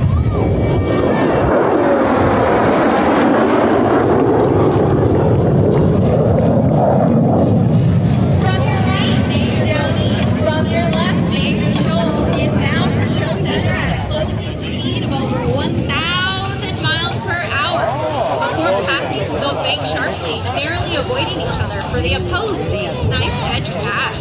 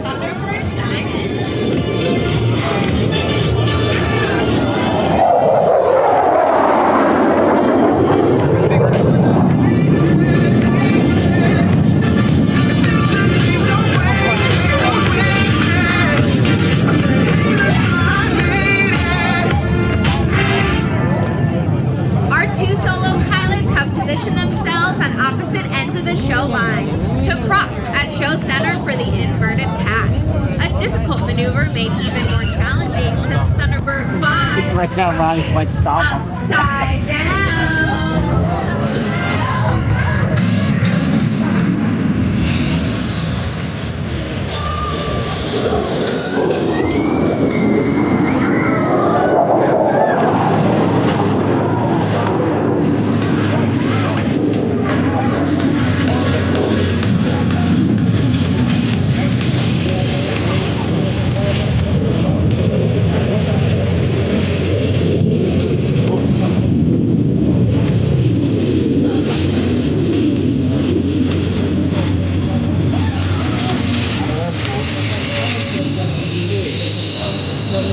Approaching from directly in front, Thunderbirds 1 through 3 will pull straight up into the vertical and trail formation. Emerging from the smoke, you will see the Thunderbirds have skillfully transformed back into the Thunderbird Diamond.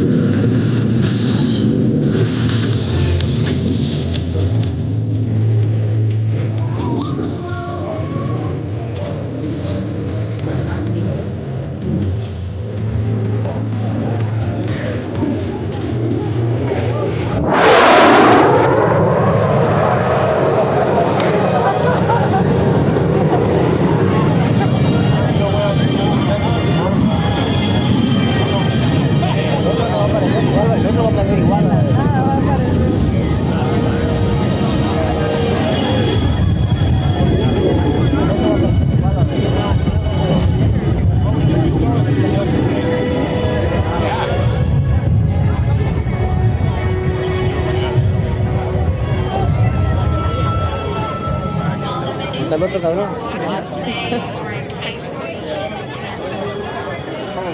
require the same level of concentration and discipline that every Air Force pilot must employ.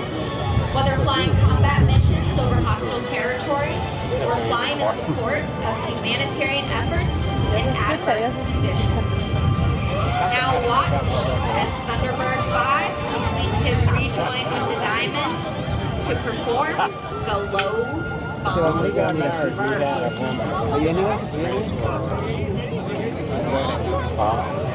She eventually became the voice of Fenway Park. Yeah. Except that the team sucked so bad that everybody started blaming her. She was just the nicest gal.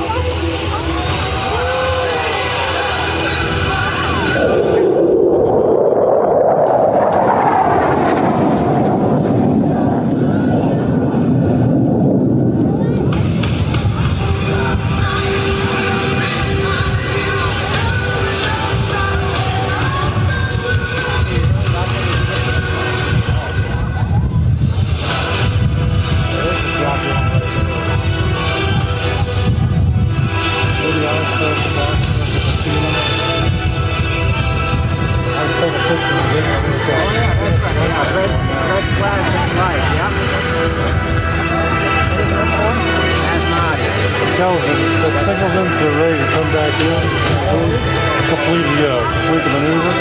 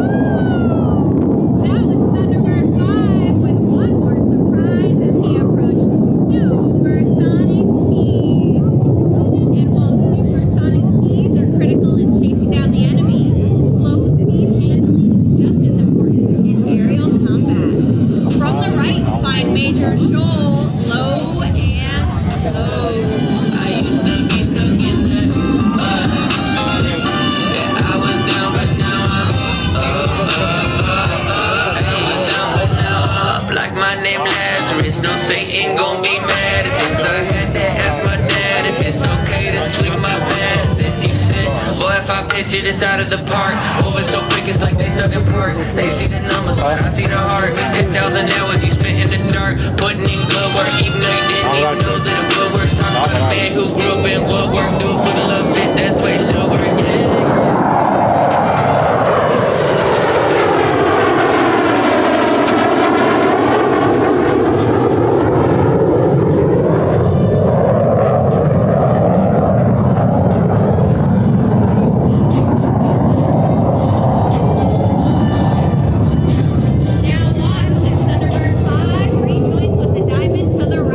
As this familiar formation approaches to perform the 4-card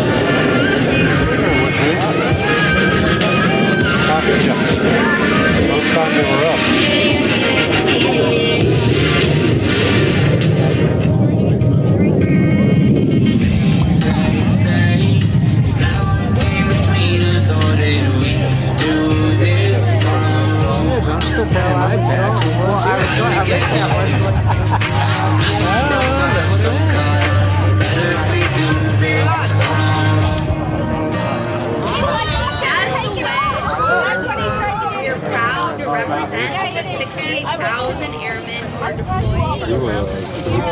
Well, our airmen, guardians, soldiers, sailors, coasties, and marines risk their lives to fight for democracy. It is the families that stay behind who are the silent heroes of our military. Their sacrifices do not go unrecognized. Dad, wife, husband, son, and daughter who support their deployed military members while they fight to keep our country, the land of the free, and the home of the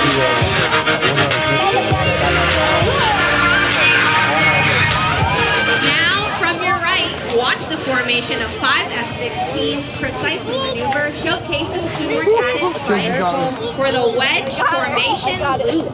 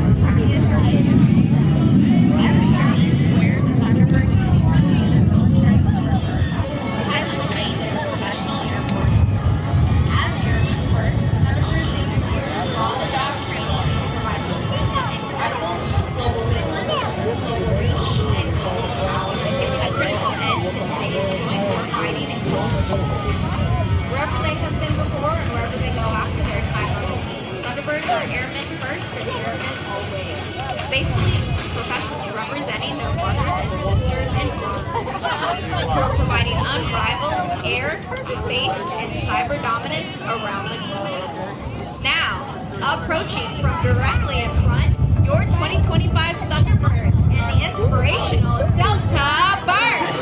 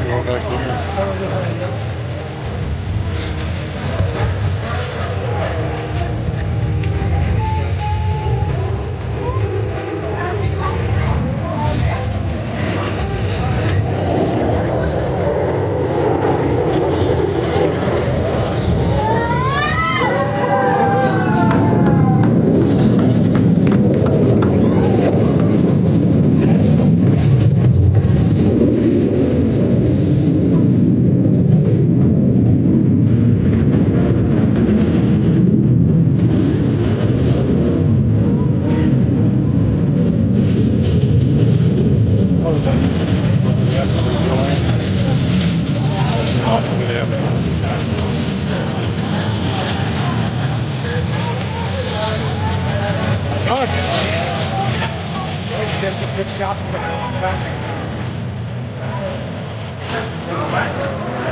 this is the best.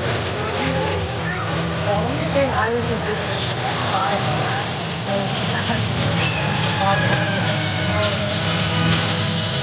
I've never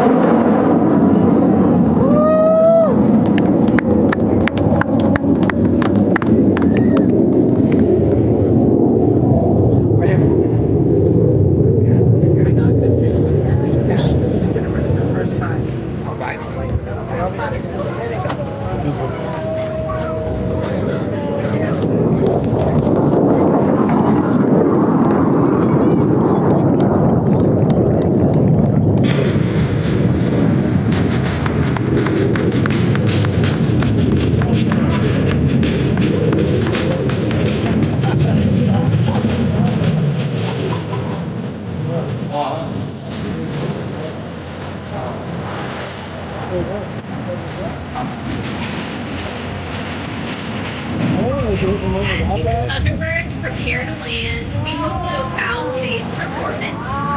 Alright.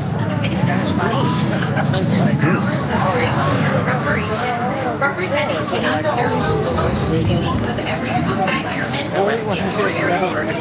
We encourage those young people in the audience today to dream big, choose integrity, to serve their communities and families, and surround themselves with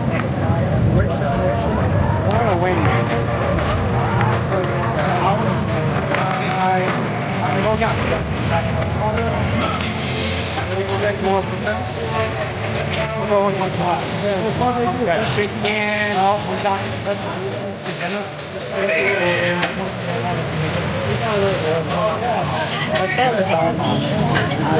We'd like to thank you for your support of the United States and the Air Force. It has been our great honor to present the parents here. The Thunderbirds representative and talk about the great opportunities that exist in the Air Force. This will take place on the ground line directly in front of you. We hope you'll stick around, give us the opportunity to meet you, sign an autograph, take some selfies, let us answer any questions you may have about certain history.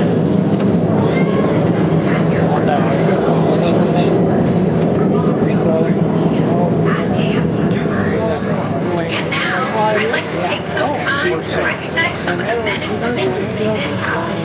It is my pleasure to introduce you to an important group that represents all of our Thunderbird enlistment professionals. In the center is our line chief, Locust Grove, Technical Sergeant Pete Purcell. Crew Chief, Thunderbird 1 from Forest Falls, California, Staff Sergeant Ian Hauser. Assistant Crew Chief, Thunderbird 1 from Sidra, Puerto Rico, Staff Sergeant Jonathan Forsyth. Crew Chief, Thunderbird 2 from Bolivar, Ohio, Staff Sergeant Timothy Rocher. Assistant Crew Chief, Thunderbird 2 from El Paso, Texas, Staff Sergeant Mira Ortega. Crew Chief, Thunderbird 4 from Peoria, Illinois, Senior Airman William Thomas. Assistant Crew Chief, Thunderbird 4 from Barney Grove, California, Staff Sergeant Lloyd Lindsay. Crew Chief, Thunderbird 5 from Las Vegas, Nevada, Staff Sergeant Leo Wyrick. Assistant Crew Chief, Thunderbird 5 from Charlotte, North Carolina, Staff Sergeant Jordan Hutcherson. Crew Chief, Thunderbird 6 from Baton Rouge, Louisiana, Staff Sergeant Elton Harris. Assistant Crew Chief, Thunderbird 6 from Fresno, California, Staff Sergeant Alfonso. They come over you like that?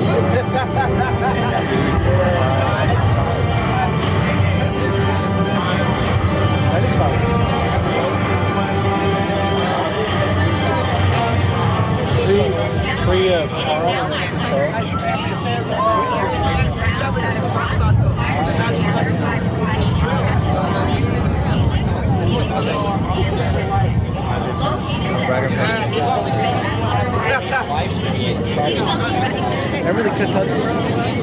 I could touch it. I get caught under. Our squadron first target from Spartanburg, South Carolina, Our flight chief of Thunderbird Communications from Tampa, Florida, check target Johnson Hospital. Our section chief of Thunderbird Communications from Tampa, Florida, check target Our NCIC of Thunderbird Radio Frequency Transmission from Logan, Texas, Staff Sergeant Aaron Blackwell. Our NCIC Communications Administration of Aircraft Safety of Fort Texas, Senior Airman Sean White. Our NCOIC of Thunderbird Airlift Operations and Health Specialist from Rockwell, Texas, Tech Sergeant Matthew. Get a little selfie. Our Section Chief of Thunderbird Airlift Operations and Health Specialist Matt Sergeant Chad.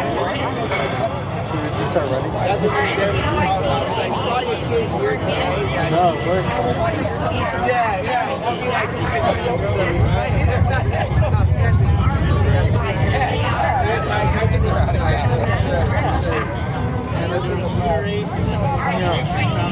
Let's hope it's not, because everybody's gone already. They're all in the line. We're just going to keep watching. Yeah, I'm coming back. Where are you? How can you hear? Yeah. Oh, my phone is dead, bro. My phone is dead.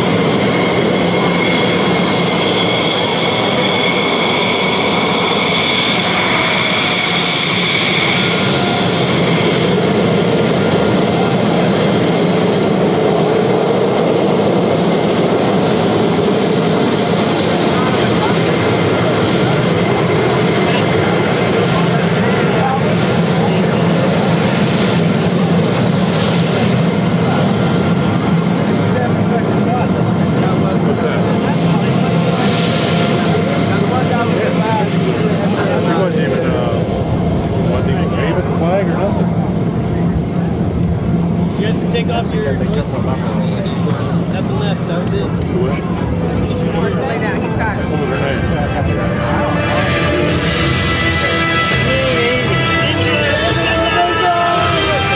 I like it. Rebel. Wow. Yeah. Easter symbol! She was a hot shit, you know. I got to talk to her a couple of minutes in Houston. Did you really? Yeah. Actually, I got the boys' demo team hats. She signed them for we'll make 2 young ladies.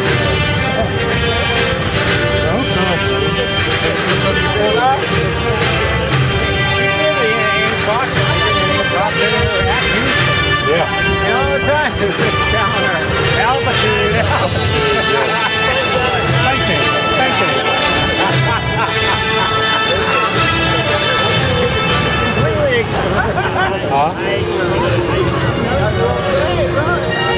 You got that much thrust behind you, you don't care.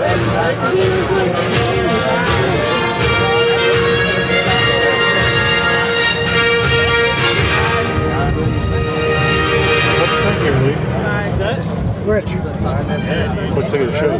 Liked it? I'm excited to see They will be better than some of the others. Ladies and gentlemen, as the roar of our F-16 F-16 engines fades away, it marks the completion of today's demonstration. The 5,138th in team history and our 5th of 64 scheduled this year.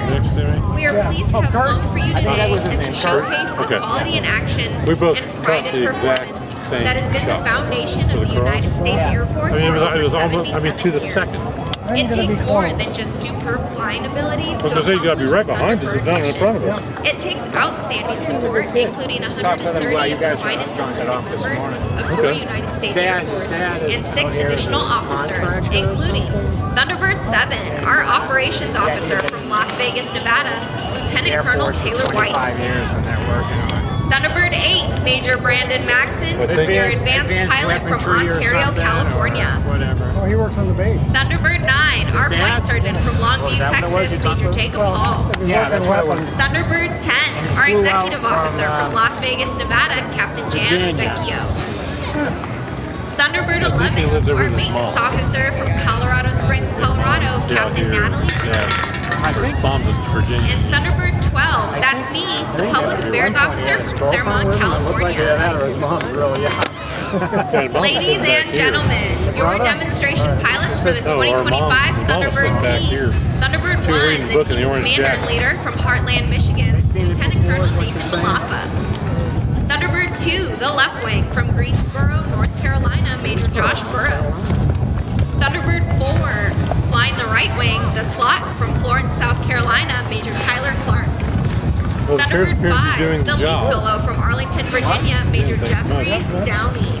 And Thunderbird 6, the opposing solo from Columbus, Texas, Major Laney Show. Photo put up in Michigan a few years back.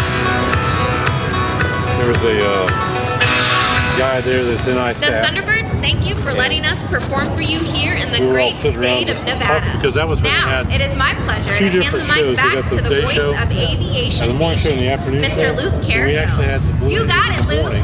Ladies and gentlemen, let's give it up for the Thunderbirds. Wherever they were supposed to be. And let that extend to Thunderbird number 12, the Public Affairs Officer, Major Crystal Jimenez. Thunderbird number 7, the Operations Officer, Lieutenant Colonel Taylor White, and the entirety of the Thunderbird Show Center team as well. What a day. Sweet tea here, I said. I didn't say for beer.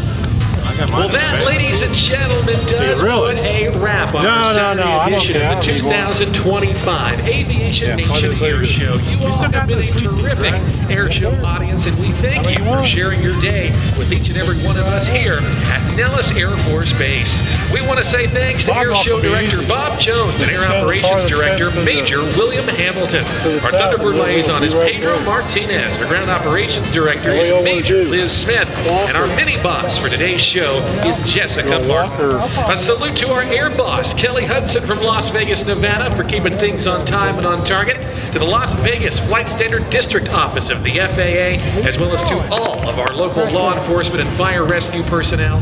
We could not do it safely without their support. Thanks to all of our partners, all of our volunteers, and all of our performers who have dedicated their time and efforts in making this great aerial event possible. My name is Luke Carrico. I am from Indianapolis, Indiana. It has indeed been a great pleasure to bring you the air show action in the skies above Nellis for the 2025 edition of the Aviation Nation Air Show. I hope that you all have safe travels home, a great rest of your afternoon, and until next time, wishing you a very pleasant day and blue skies always. So long, everybody.